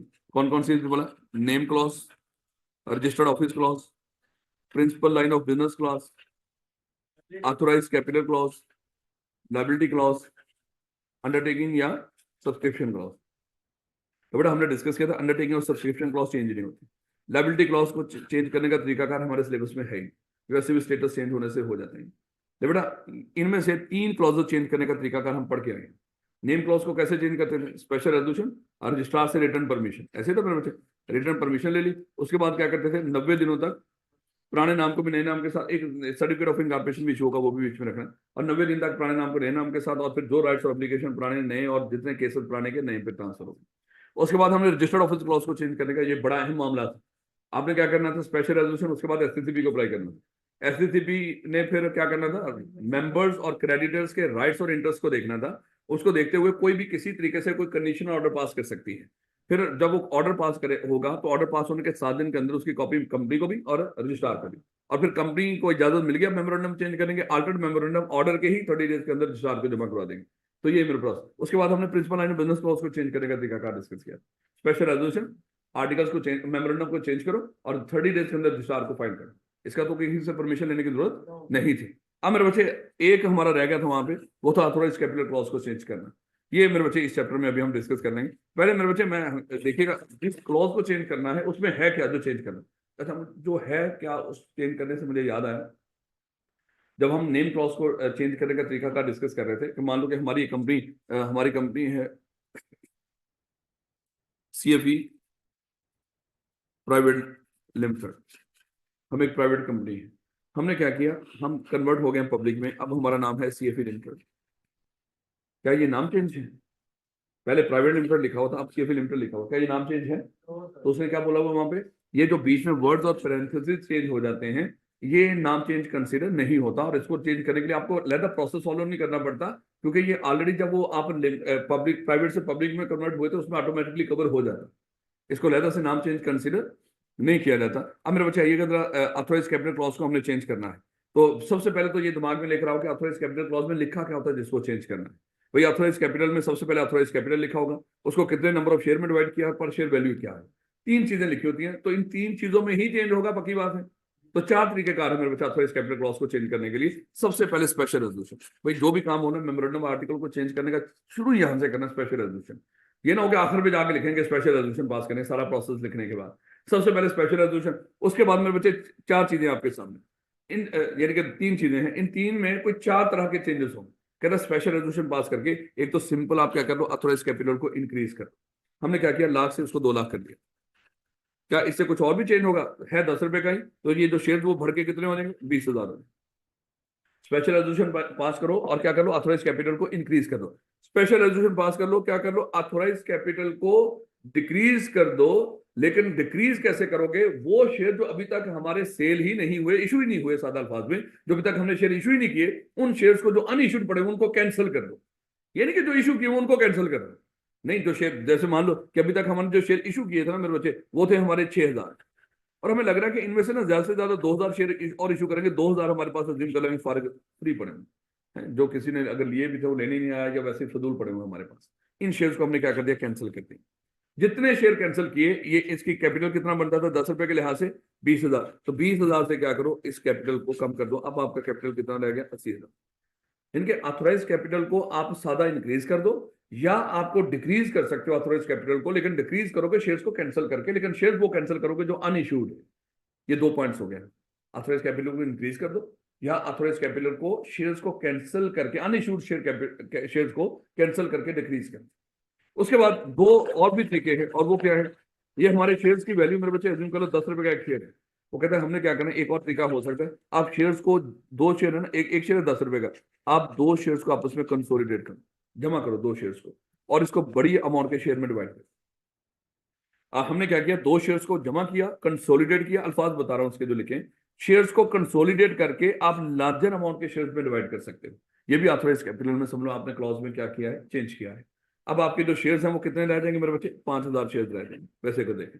लेकिन याद है हमने डिस्कस किया था, इस तरह जो शेयर्स में आप शेयर्स को कंसोलिडेट करके बड़ी अमाउंट के शेयर्स में, या शेयर्स को मजीद डिवाइड और सब डिवाइड करके आप छोटी अमाउंट के शेयर्स में डिवाइड कर लो, इससे शेयर होल्डर्स के राइट्स पे कोई फर्क नहीं पड़ता। याद है मिस्टर ए के पास इस कंपनी के 100 शेयर थे, तो उसको पता चला कि हमारी कंपनी ने मेरे शेयर्स वो कर दिए हैं, आज 50 कर दिए हैं। तो वो बड़ा परेशान था कि ये क्या किया, कंपनी ने मेरे पास 100 शेयर थे। तो हमने उसको समझाया था, पहले सर 100 शेयर आपके 10 रुपए के, तो 1,000 रुपया लगा हुआ था आपके। आज 50 शेयर 20 के होंगे, तो है अभी भी आपका 1,000, आपके राइट चेंज नहीं हुए। और हम क्या कर सकते हैं, दूसरा, आप इन 10 रुपए का एक शेयर है, इसको मजीद डिवाइड कर दो, 5-5 रुपए के शेयर में डिवाइड कर दो। तो ऐसे भी हो सकता है, हमने क्या कर दिया, उसको 2 शेयर में डिवाइड कर दिया 5-5 वाले, और उसको मजीद सब डिवाइड भी कर सकते हैं।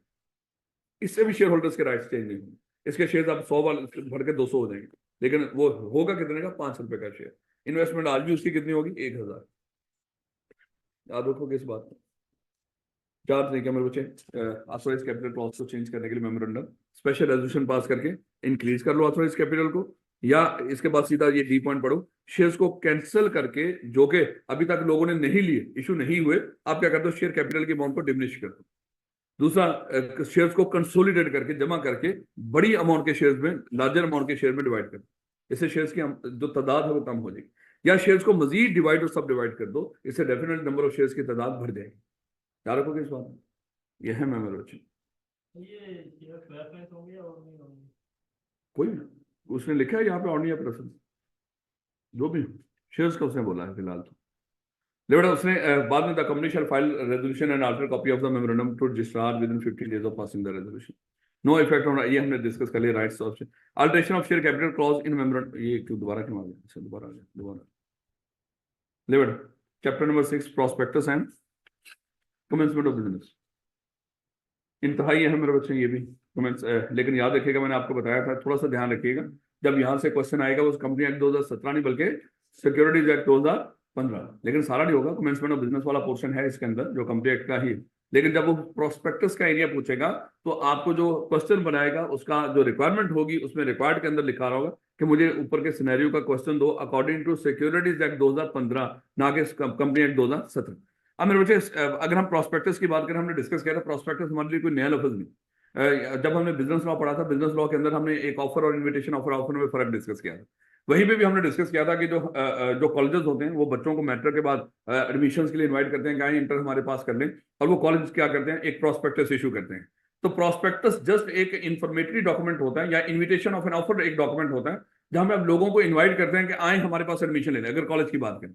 लेकिन जब हम वो प्रोस्पेक्टस लिया करते थे कॉलेज का, तो मेरे बच्चे उस प्रोस्पेक्टस में कॉलेज की डिटेल हुआ करती थी, और उस डिटेल में आखिर पे जाके उसका एक एप्लीकेशन फॉर्म लगा होता था। जिस बच्चे को समझ आती थी इस कॉलेज में एडमिशन लेना चाहिए, वो सारा प्रोस्पेक्टस पढ़ने के बाद आखिर पे एप्लीकेशन फॉर्म निकालता था और कॉलेज में अप्लाई कर देता था। फिर कॉलेज की मर्जी हुआ करती थी, कुछ दिनों के बाद वो एक बैनर लिस्ट लगाते थे कि सर हमने आपका एडमिशन कर दिया। कुछ बच्चों के एडमिशन रिजेक्ट हो जाया करते थे, जो भी आपका हुआ। तो इस तरह मेरे बच्चे, इसका मतलब क्या हुआ, हमें वहां पे समझ आ गई कि प्रोस्पेक्टस एक डॉक्यूमेंट है जिसके जरिए हम लोगों को अपने इदारे के बारे में इंफॉर्म करते हैं और उनको इनवाइट करते हैं, आए हमारे पास ये एडमिशन्स के लिए, या अभी यहाँ पे जो प्रोस्पेक्टस करेंगे आए हमारे पास शेयर्स के लिए अप्लाई करें। तो बेटा यही कॉन्सेप्ट यहाँ पे कंपनी के प्रोस्पेक्टस का है। एक कंपनी शेयर इशू करने जा रही है, लेकिन याद रखना शेयर पब्लिक को इशू करने जा रही है। ये जो प्रोस्पेक्टस तभी इशू होता है कि अगर आप जो शेयर ऑफर करने जा रहे हो, किसको करने जा रहे हो, पब्लिक को। और फिर ये तो पता ही मेरे बच्चे कि पब्लिक कंपनी में अगर हम बात करें,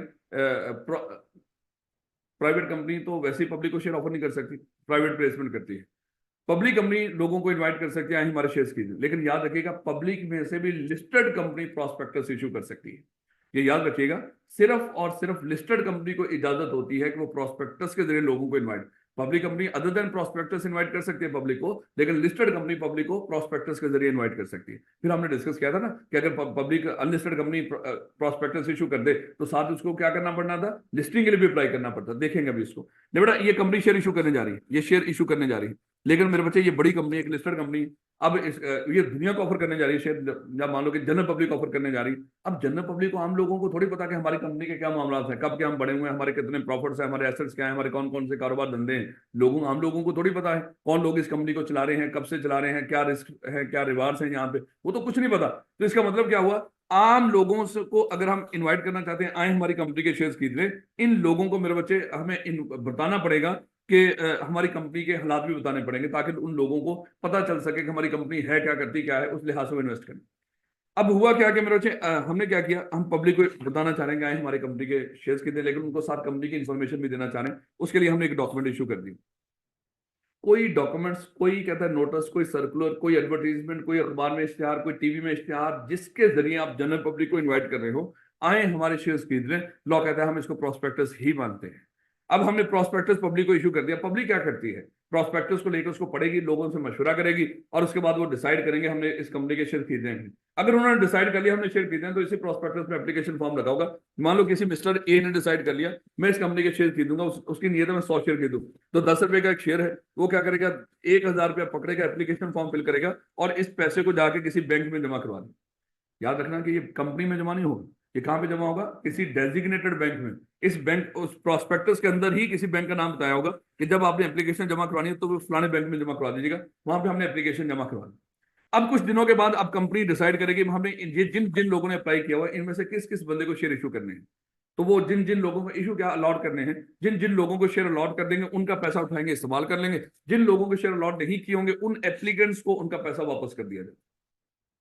यार कोई इस बात को, तो ये मेरे बच्चे प्रोस्पेक्टस का एक थोड़ा सा मकसद होता है, लोगों को इन्फॉर्म करना कंपनी के बारे में।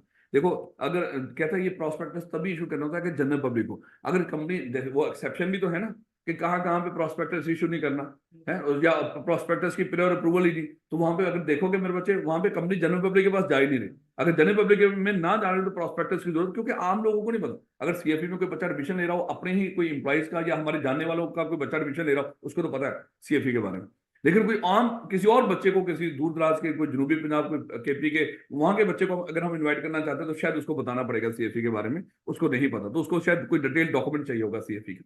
वही समझ लो क्या है प्रोस्पेक्टस। बेटा पर्पस हमने देख लिया, लोगों को इनवाइट करता है। टाइमिंग ऑफ प्रोस्पेक्टस की बात करते हैं। प्रोस्पेक्टस का भी इशू कर सकते हैं, कहता है जिस दिन कोई कंपनी बन गई हो, जिस दिन कोई कंपनी बनती कब है, जिस दिन इनकॉर्पोरेट होगी, उसके बाद समझ लो कंपनी बन गई, उसके बाद जब चाहे मेरे बच्चे वाइंडिंग अप से पहले पहले जब चाहे प्रोस्पेक्टस इशू कर सकती है। यानी कि हमने डिस्कस किया था कि कुछ कंपनीज के ऊपर कुछ रिस्ट्रिक्शंस होती हैं बनने के बाद, बिजनेस को स्टार्ट करने के लिए। जैसे पब्लिक कंपनी है, वो क्या करेगी, पहले सीसी भी लेगी, उससे पहले वो बॉर्निंग पावर भी यूटिलाइज नहीं कर सकती, कुछ भी नहीं कर सकती, ना कोई ऑपरेशनल एक्टिविटी ना बॉर्निंग पावर। लेकिन मेरे बच्चे उस कंपनी को भी इजाजत है कि अगर वो प्रोस्पेक्टस इशू करना चाहते हैं तो बनने के बाद इशू कर सकते हैं बिफोर सीसीबी, यानी कि certificate of commencement of business ना भी मिला हो उससे पहले भी आप प्रोस्पेक्टस इशू कर सकते हो। क्या दिया ना, जिस दिन कंपनी बन गई उसके बाद क्या कर सकते हैं, जब चाहे प्रोस्पेक्टस इशू कर सकती है। नहीं बेटा, उसके बाद बात करते हैं शेल्फ प्रोस्पेक्टस की। अब हमने डिस्कस किया था कि बात कर आज एक कंपनी बनी है, उस कंपनी को लग रहा है कि हम क्या करेंगे फ्यूचर में जाके, अज्यूम कर लेते हैं 30 जून या 30 जून 2020 की बात हो रही है, हम यहाँ पे लोगों को शेयर ऑफर करेंगे। फिर उसने सोचा हुआ कि हम 31 दिसंबर 2020 को फिर लोगों को शेयर ऑफर करेंगे।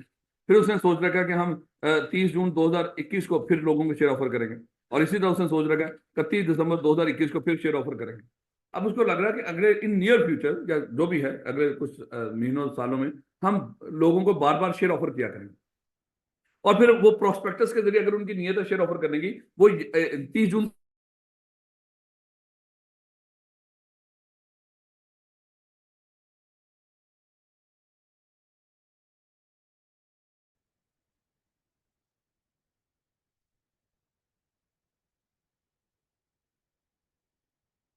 ऑनलाइन वाले बच्चों इसी तरह जरा हिम्मत ऑन हुआ कि स्पीकर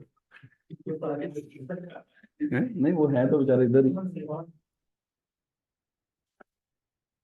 क्योंकि इनका होता है कि क्योंकि अचानक से वो लाइट का इशू हुआ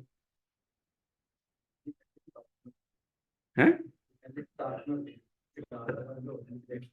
नहीं नहीं वो नहीं जाता, वो सुकून से अपने घरों में तो बैठे रहते हैं।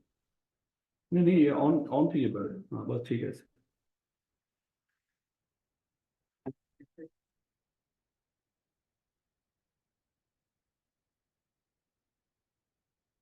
नहीं नहीं कंपनी ने क्यों करनी है भैया, कंपनी नहीं बेटा, बस दुआ करें कि अब लाइट का यहाँ पे आज हम कैंपस चेंज करके बैठे हूँ, यहाँ पे मजीद इशू ना बने, नहीं तो मेरे बच्चे दिक्कत होगी।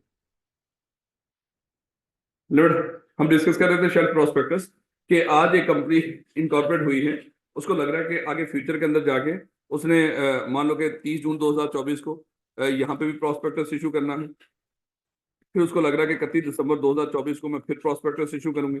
फिर उसको लग रहा है 30 जून 2025 को मैं फिर प्रोस्पेक्टस इशू करूंगी। ऐसे कई फ्यूचर में, नियर फ्यूचर उसने कई दफा प्रोस्पेक्टस इशू करना है।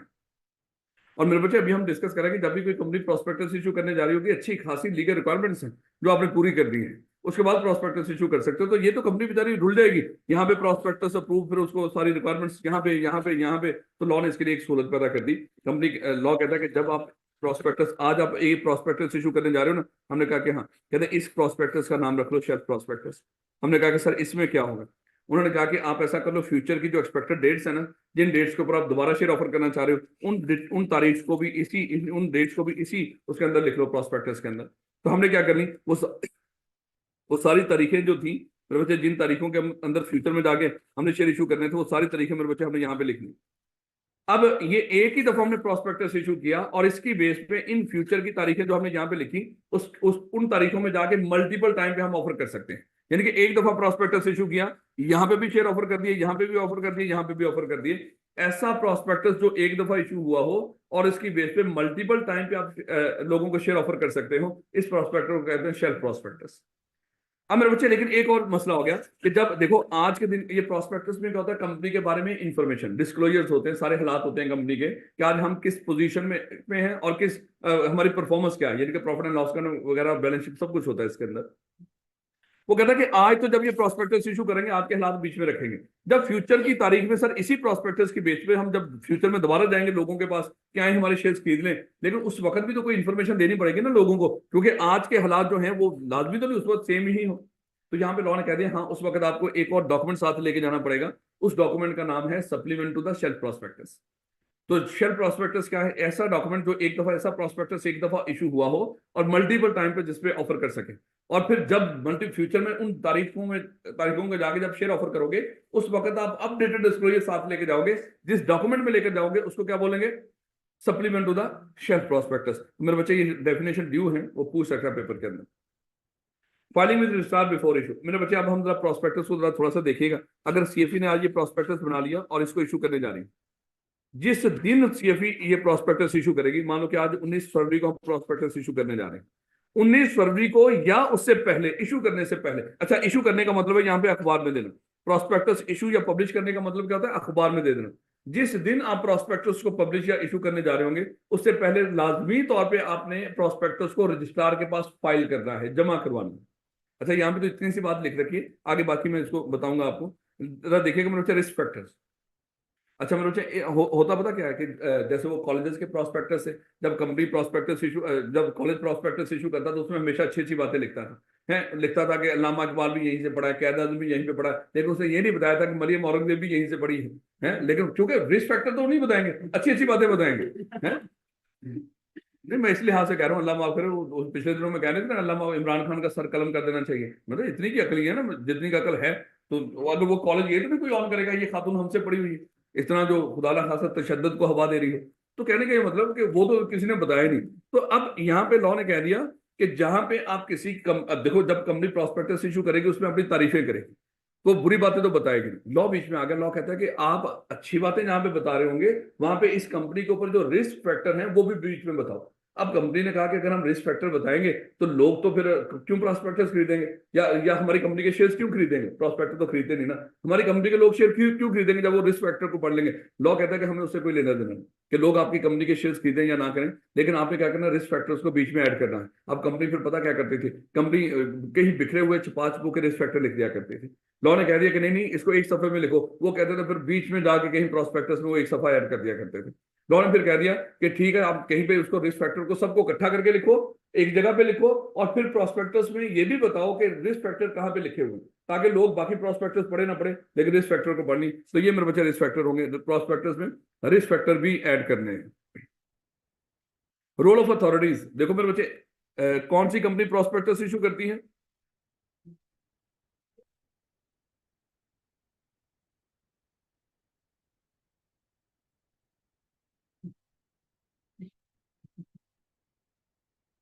नहीं मेरे बच्चे, वो उस तरह का प्रोस्पेक्टस नहीं है ना। आप तो वहां पे तरले मिन्नत कर रहे होंगे, हैं, वो आप तो कह रहे होंगे कि ठीक है, अगर कोई वो बच्चे फेल हुए होंगे, आपकी किस्मत खुदा ना खासा फेल होने वाली थोड़ी है। तो कॉलेजेस में इस तरह का होता नहीं है कि वो नहीं बता रहे, वो प्रोस्पेक्टस ये नहीं ना होता मेरे बच्चे, ये कंपनी पढ़ रहे हो, आप कंपनी एक्ट पढ़ रहे हो। कॉलेजेस के रूल्स एंड रेगुलेशन में ये प्रोस्पेक्टस की ये रिक्वायरमेंट है नहीं। ये कंपनी एक्ट या ये सिक्योरिटीज एक्ट की है, जब सिक्योरिटी ऑफर करो मात्र के साथ, ये कंपनी एक्ट में नहीं, ये सिक्योरिटीज एक्ट 2015 में। जबरदस्त देखिएगा, लगता है इस बच्चा बेचारा, इसका कोई मसला बना होगा वहां पे, फिर पढ़ के फेसबुक में। अच्छा, मैं अथॉरिटीज की बात कर रहा हूँ। हमारी कंपनी एक लिस्टेड कंपनी है बेटा। देखो, आम कंपनीज के ऊपर दो तरह की अथॉरिटीज हैं जो देख रही होते हैं कंपनी को गलत काम ना कर रही हो, एक है सीसीपी और एक है रजिस्ट्रार। लेकिन मेरे बच्चे, जब आप कंपनी को रजिस्टर्ड करवा लो, तो लिस्टेड करवा लो स्टॉक एक्सचेंज के ऊपर, एक और अथॉरिटी आ जाती है, उसको कहते हैं स्टॉक एक्सचेंज। स्टॉक एक्सचेंज भी एक अथॉरिटी है मेरे बच्चे, उसके भी कुछ रूल्स एंड रेगुलेशन होते हैं जो लिस्टेड कंपनी पे अप्लाई होते हैं। तो याद रखना, जब ये प्रोस्पेक्टस हमेशा लिस्टेड कंपनी इशू करती है, और प्रोस्पेक्टस जब इशू करेंगे, इसमें 3 अथॉरिटीज निगाहें जमा के बैठी होंगी, और कौन कौन सी हैं कि कुछ गलत ना हो, एससीसीपी, रजिस्ट्रार और स्टॉक एक्सचेंज। तो ये अथॉरिटी देखेंगे कुछ गलत ना हो। आगे देखेगा मेरे बच्चे, ऑफर ऑफ सिक्योरिटी का ये पूरा प्रोसेस। जब कंपनी शेयर इशू करने जा रही हो प्रोस्पेक्टस के जरिए, यानी कि पब्लिक को शेयर ऑफर करने जा रही हो, तो उसका तरीकाकार क्या होगा मेरे बच्चे? सबसे पहले आपने प्रोस्पेक्टस अप्रूव करवाना है। जब प्रोस्पेक्टस अप्रूव किससे करवाना है? आपने एससीसीपी से। याद रखिएगा, जब प्रोस्पेक्टस अप्रूव करवाएंगे किससे करवाएंगे? एससीसीपी से। जिस दिन प्रोस्पेक्टस अप्रूव हो गया, अप्रूवल के 60 दिनों तक वैलिड होगा मेरे बच्चे। 60 दिनों में जब मर्जी पब्लिश कर दें। अगेन बोल रहा हूं, पब्लिश करने का मतलब क्या है? अखबार में प्रोस्पेक्टस को दे देना। तो जिस दिन प्रोस्पेक्टस अप्रूव हो गया, अप्रूवल के बाद कितने दिनों तक वैलिड होगा पब्लिकेशन के लिए? 60 दिनों तक। चाहे 60वें दिन पब्लिश कर दो, चाहे उसको 10वें दिन पब्लिश कर दो, ऐसे ही। बोलो। अच्छा, गलती होगी, चलिए देखिएगा मेरे बच्चे, जिस दिन प्रोस्पेक्टस आपका अप्रूव हुआ, अप्रूवल के 60 दिनों तक वैलिड है पब्लिकेशन के लिए। लेकिन लॉ ने बीच में एक और रिस्ट्रिक्शन रखनी। लॉ कहता है कि जिस दिन प्रोस्पेक्टस अप्रूव होगा, अप्रूवल के 21 दिन के दौरान यहां पे प्रोस्पेक्टस आप पब्लिश कर ही नहीं सकते। इसका मतलब क्या हुआ? आज अगर आपने प्रोस्पेक्टस अप्रूव करवाया, तो अप्रूव हो गया एससीसीपी से, अब आप उसको सामने रखते हुए 21 दिन तक इसके ऊपर क्या करते रहो? दुआएं मांगते रहो। ऐसे ही ना मेरे बच्चे, यानी कि यही है ना, 21 दिन तक उसको देखते रहो बस, आप उसको पब्लिश नहीं कर सकते। हाँ, 21वें दिन, उसके बाद जब 21 दिन गुजर गए, उसके बाद यहाँ पे ये जो बाकी रह जाएंगे, यानी कि प्रोस्पेक्टस जब अप्रूव हुआ था 60 दिनों के लिए वैलिड था, इसमें से 21 दिन तो अथॉरिटीज ही खा दी, कहते प्रोस्पेक्टस पब्लिश नहीं करना। तो बाकी बजाय देखा जाए हमारे पास कितने दिन रह गए बाकी? 39 डेज। ऐसे ये 39 डेज में आप जब मर्जी प्रोस्पेक्टस पब्लिश कर लो, चाहे आप 60वें दिन ही पब्लिश कर लो, इट्स ओके। और फिर मैं बोल रहा हूँ, पब्लिश इज इक्वल टू अखबार, अखबार में पब्लिश कर। या इशू करना एक ही बात है। ले बेटा, हमने क्या किया, हमने अज्यूम कर लो यहाँ पे किसी भी तारीख में हमने प्रोस्पेक्टस पब्लिश कर दिया है। अच्छा तो देखिएगा, 1 जनवरी को हमने प्रोस्पेक्टस अप्रूव किया है, 1 जनवरी को अप्रूव करवाया, 1 जनवरी 2024 को हमने प्रोस्पेक्टस अप्रूव करवाया। अब मुझे बताओ, अगर हम 15 जनवरी को प्रोस्पेक्टस पब्लिश कर दे, कोई मसला तो नहीं? मसला है, क्या मसला बोला सर? जिस दिन अप्रूव हुआ है, अप्रूव और इशू, इसमें कम से कम 21 दिन का फर्क होना चाहिए, और ज्यादा से ज्यादा कितने दिनों का फर्क हो सकता है? 60 दिन। जिनके 60 दिन से ज्यादा नहीं जा सकते आप अप्रूवल के बाद इशू के लिए, और 21 दिन से कम। इसका मतलब क्या हुआ? 21 जनवरी तक आप प्रोस्पेक्टस पब्लिश नहीं कर सकते। अच्छा अज्यूम कर लो, हमने क्या किया, हमने 31 जनवरी को प्रोस्पेक्टस पब्लिश कर दिया। 31 जनवरी 2024 को हमने प्रोस्पेक्टस पब्लिश कर दिया है, अखबार में दे दिया है। तो मेरे बच्चे मुझे बताएं, कुछ गलत तो नहीं किया हमने? सही किया है। अब अगली बात है कि जब अखबार में प्रोस्पेक्टस पब्लिश होगा, पब्लिकेशन में आपने क्या कहा होगा कि हम ये एक फलानी कंपनी है, हम लोगों को शेयर ऑफर करना चाहते हैं, जो लोग हमारे शेयर खरीदना चाहते हैं वो हमारे पास अप्लाई कर दें। हमारे पास मतलब वो बैंक का नाम दे देंगे जहां पे आप एप्लीकेशन जमा करवा सकते हैं। अब अगली बात है कि जब प्रोस्पेक्टस पब्लिश होगा, डेट ऑफ सब्सक्रिप्शन कि लोग कब अप्लाई कर सकते हैं, कितने दिनों में अप्लाई करना शुरू कर सकते हैं, और कितने दिनों तक अप्लाई कर सकते हैं। अब मेरे बच्चे अज्यूम कर लो, हमने 31 जनवरी को प्रोस्पेक्टस पब्लिश किया है। लॉ कहता है कि पब्लिश होने के 7 दिन के अंदर आप सब्सक्रिप्शन की तारीख नहीं रखोगे। पब्लिश होने के 7 दिन के अंदर आप सब्सक्रिप्शन की तारीख, सब्सक्रिप्शन का मतलब क्या है? लोग एप्लीकेशन के साथ अप्लाई करें, यानी कि 7 दिन के अंदर उसकी सब्सक्रिप्शन की तारीख नहीं होनी चाहिए। मान लो हमने 31 जनवरी को प्रोस्पेक्टस पब्लिश किया था, मुझे बताओ सब्सक्रिप्शन की तारीख पर हम कहां से शुरू कर सकते हैं? 7 फरवरी से। 7 दिन के दरमियान नहीं होनी चाहिए, तो 7 फरवरी से हम क्या कर सकते हैं? सब्सक्रिप्शन की तारीख शुरू कर सकते हैं। अब मेरे बच्चे ज्यादा से ज्यादा कहां तक जाएंगे? और अगर देखा जाए तो 1 मार्च तक, ऐसे ना मेरे बच्चे, मान लो कि ये 29 का है तो 1 मार्च तक हम क्या कर सकते हैं? किसी टाइम पर भी सब्सक्रिप्शन की किसी तारीख भी सब्सक्रिप्शन की तारीख रख सकते हैं। लेकिन ना तो मेरे बच्चे 1 मार्च के बाद जाएंगे, और ना ही 7 फरवरी से पहले तारीख रखेंगे सब्सक्रिप्शन की। ऐसे ही तो देखो, अभी तक हमने क्या पढ़ा? जब आपने प्रोस्पेक्टस पब्लिश करना है, उसको अप्रूव करवाना है एससीसीपी से। जब अप्रूव हो गया, वो कितने दिनों तक वैलिड होगा? 60 दिनों तक। और 60 दिनों के दरमियान जब मर्जी पब्लिश कर दो, या उसके लिए रिक्वायरमेंट है 21 दिन से पहले नहीं कर सकते और 60 दिनों के बाद भी कर सकते। जब आपने पब्लिश कर दिया, अब उस पब्लिकेशन की तारीख, पब्लिकेशन में डेट ऑफ सब्सक्रिप्शन लिखी होगी। ये जो डेट ऑफ सब्सक्रिप्शन होगी, हमने डिस्कस किया था, जिस दिन अखबार में पब्लिश करोगे, कम से कम 7 दिन लोगों को सोचने का टाइम दो। तो 7 दिन के दरमियान सब्सक्रिप्शन की तारीख नहीं रखोगे। तो हमने इसलिए हमने रख दी, मान लो कि 8 फरवरी तारीख रख दी, इट्स ओके। और 8 फरवरी से लेकर 12 फरवरी तक फॉर्म जमा हो सकते हैं, इट्स ओके। लेकिन याद रखिएगा, ये ना हो कि आप 10 मार्च को जाकर सब्सक्रिप्शन की तारीख रख रहे हैं। लॉ कहता है कि ये ना हो कि आपने प्रोस्पेक्टस पब्लिश करके आप तो सब्सक्रिप्शन की तारीख देना भूल ही गए हैं। 30 दिन के अंदर अंदर सब्सक्रिप्शन की तारीख दो, आप तो चले गए जाकर कोई 10-15 मार्च को 1.5 महीने तक चले गए। गलत है, याद रखोगे इस बात को। अब मेरे बच्चे, हमने डिस्कस किया, ये क्या है, क्या चल रहा है?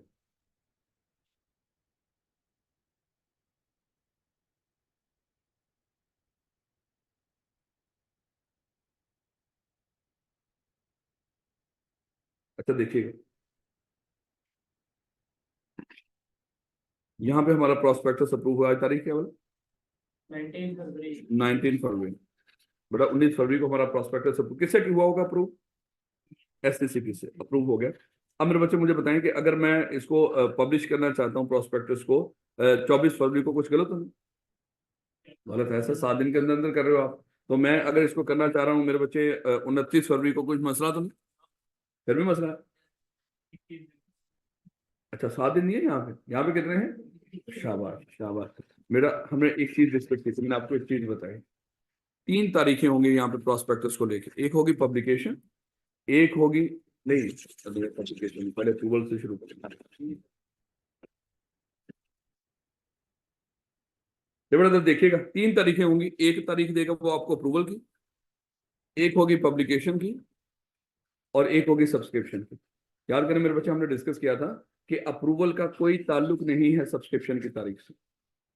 जो अप्रूवल की तारीख होगी, अगर हमने कहा कि 19 फरवरी को हमारा प्रोस्पेक्टस अप्रूव हुआ है, तो फिर उसके बाद जो रौला होगा वो किसका होगा? पब्लिकेशन का। कि पब्लिकेशन हमने कब कर दी? पब्लिकेशन कब से हो सकती है? 21वें दिन से लेकर 60वें दिन के दरमियान, जब मर्जी कर लो। और जब प्रोस्पेक्टस पब्लिश हो गया मेरे बच्चे, उसके बाद हमने डिस्कस किया था जो मसला होगा वो किस चीज का होगा, कि हमने डेट ऑफ सब्सक्रिप्शन क्या रखनी है, और वो कब होनी चाहिए? पब्लिकेशन जिस दिन आपने प्रोस्पेक्टस पब्लिश किया हो, पब्लिकेशन के 7वें दिन से लेकर 30th डे के दरमियान कहीं पे होनी चाहिए। ऐसे तो मेरे बच्चे 30th डे तक होनी चाहिए। अब मैंने आपको बताया था वो क्या करेगा, पेपर में आपको एक तारीख दे देगा कि फलानी तारीख हम सब्सक्रिप्शन की तारीख रखना चाह रहे हैं। उन्होंने कहा कि हम अज्यूम कर लो हम 5 मार्च से लेकर 10 मार्च तक हम ये डेट ऑफ सब्सक्रिप्शन रखना चाह रहे हैं, और हम प्रोस्पेक्टस पब्लिश करना चाह रहे हैं, अज्यूम कर लो प्रोस्पेक्टस पब्लिश करना चाह रहे हैं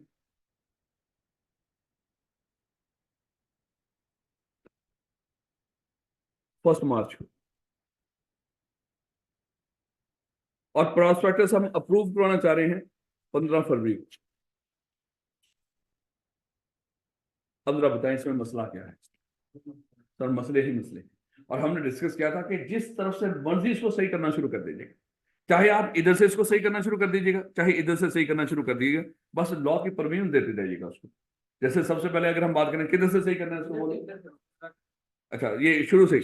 सर अगर आप 15 फरवरी को प्रोस्पेक्टस पब्लिश करोगे तो पब्लिकेशन के बाद आप, यानी कि सॉरी, जब 15 फरवरी को आप प्रोस्पेक्टस अप्रूव कराओगे तो अप्रूवल के 21वें दिन से लेके 60वें दिन तक पब्लिश कर सकते हैं।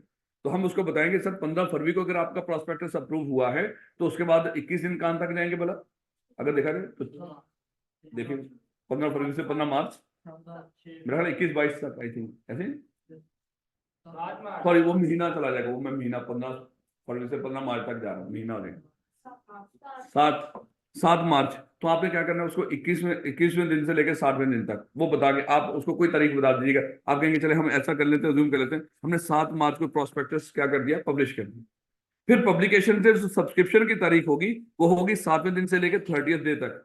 हम कहेंगे अगर 7 मार्च को हमने इशू किया है तो हम क्या कर सकते हैं 14 मार्च से लेके 7 अप्रैल तक, ऐसे ही ना, एक महीने तक होता है ना। 7 मार्च को अगर पब्लिश हुआ है तो 30वें दिन तक, अब मार्च 31 का होता है तो 6 अप्रैल तक कभी भी आप सब्सक्रिप्शन की तारीख रख सकते हो, ऐसे ही ना, मतलब 14 मार्च से लेके 6 अप्रैल तक कहीं पर भी आप सब्सक्रिप्शन की तारीख रख सकते हो। तो ये इस तरह सही करके उसको दे दो, चाहे आप इधर से सही करना शुरू कर दीजिएगा। सर अगर आप 5 से 10 मार्च सब्सक्रिप्शन की तारीख रखना चाहते हो तो फिर पब्लिकेशन कब तक हो जानी चाहिए उसकी, कम से कम 7 दिन पहले तक।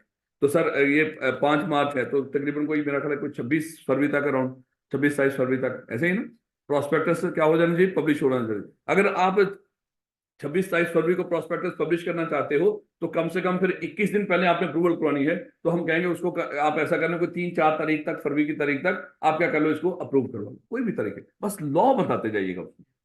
जब लॉ बता के आगे तरीके बता रहे होंगे ना तो इट्स ओके। बात समझ आ रही कि नहीं? तो ऐसे जैसे मर्जी इसको सही कर दीजिएगा मेरे बच्चे, चाहे वहां पे जितने लोग बैठे होंगे ना सबका अपना अपना प्रोस्पेक्टस होगा, सबकी अपनी अपनी तारीखें होंगी, इट्स ओके। वहां पे वो जो चेक करेगा ना कानून के मुताबिक चेक करेगा उसको, जो हमारी लीगल प्रोविजन है। मेरे बच्चे अभी हमने क्या डिस्कस किया, प्रोस्पेक्टस का। प्रोस्पेक्टस जब भी पब्लिश करना है आपने उसको अप्रूव करवाना है। अप्रूव किससे कराओगे बोला, एफसीसीबी से। जब प्रोस्पेक्टस अप्रूव हो गया कितने दिनों तक वैलिड है पब्लिकेशन के लिए, 60 दिनों तक, ऐसे मेरे बच्चे। लेकिन याद रखिएगा 21 दिन तक, 21 दिन तक जिस दिन अप्रूव हुआ उसके 21 दिन तक यहाँ पे दरमियान में आप प्रोस्पेक्टस पब्लिश ही नहीं कर सकते। 21वें से लेकर 60वें दिन तक आप पब्लिश कर सकते हो। जब पब्लिश करोगे तो पब्लिकेशन से 7वें दिन से लेकर 30th डे तक आपने क्या रखना, उसकी सब्सक्रिप्शन की तारीख रखनी, ऐसे में। चलो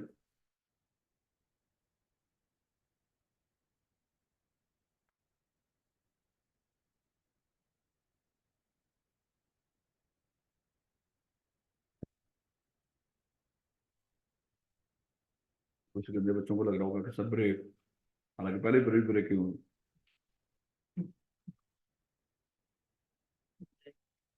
वो मैं पिछले चैप्टर कंटिन्यू रखा हुआ था, मेरा ख्याल है उन्होंने नहीं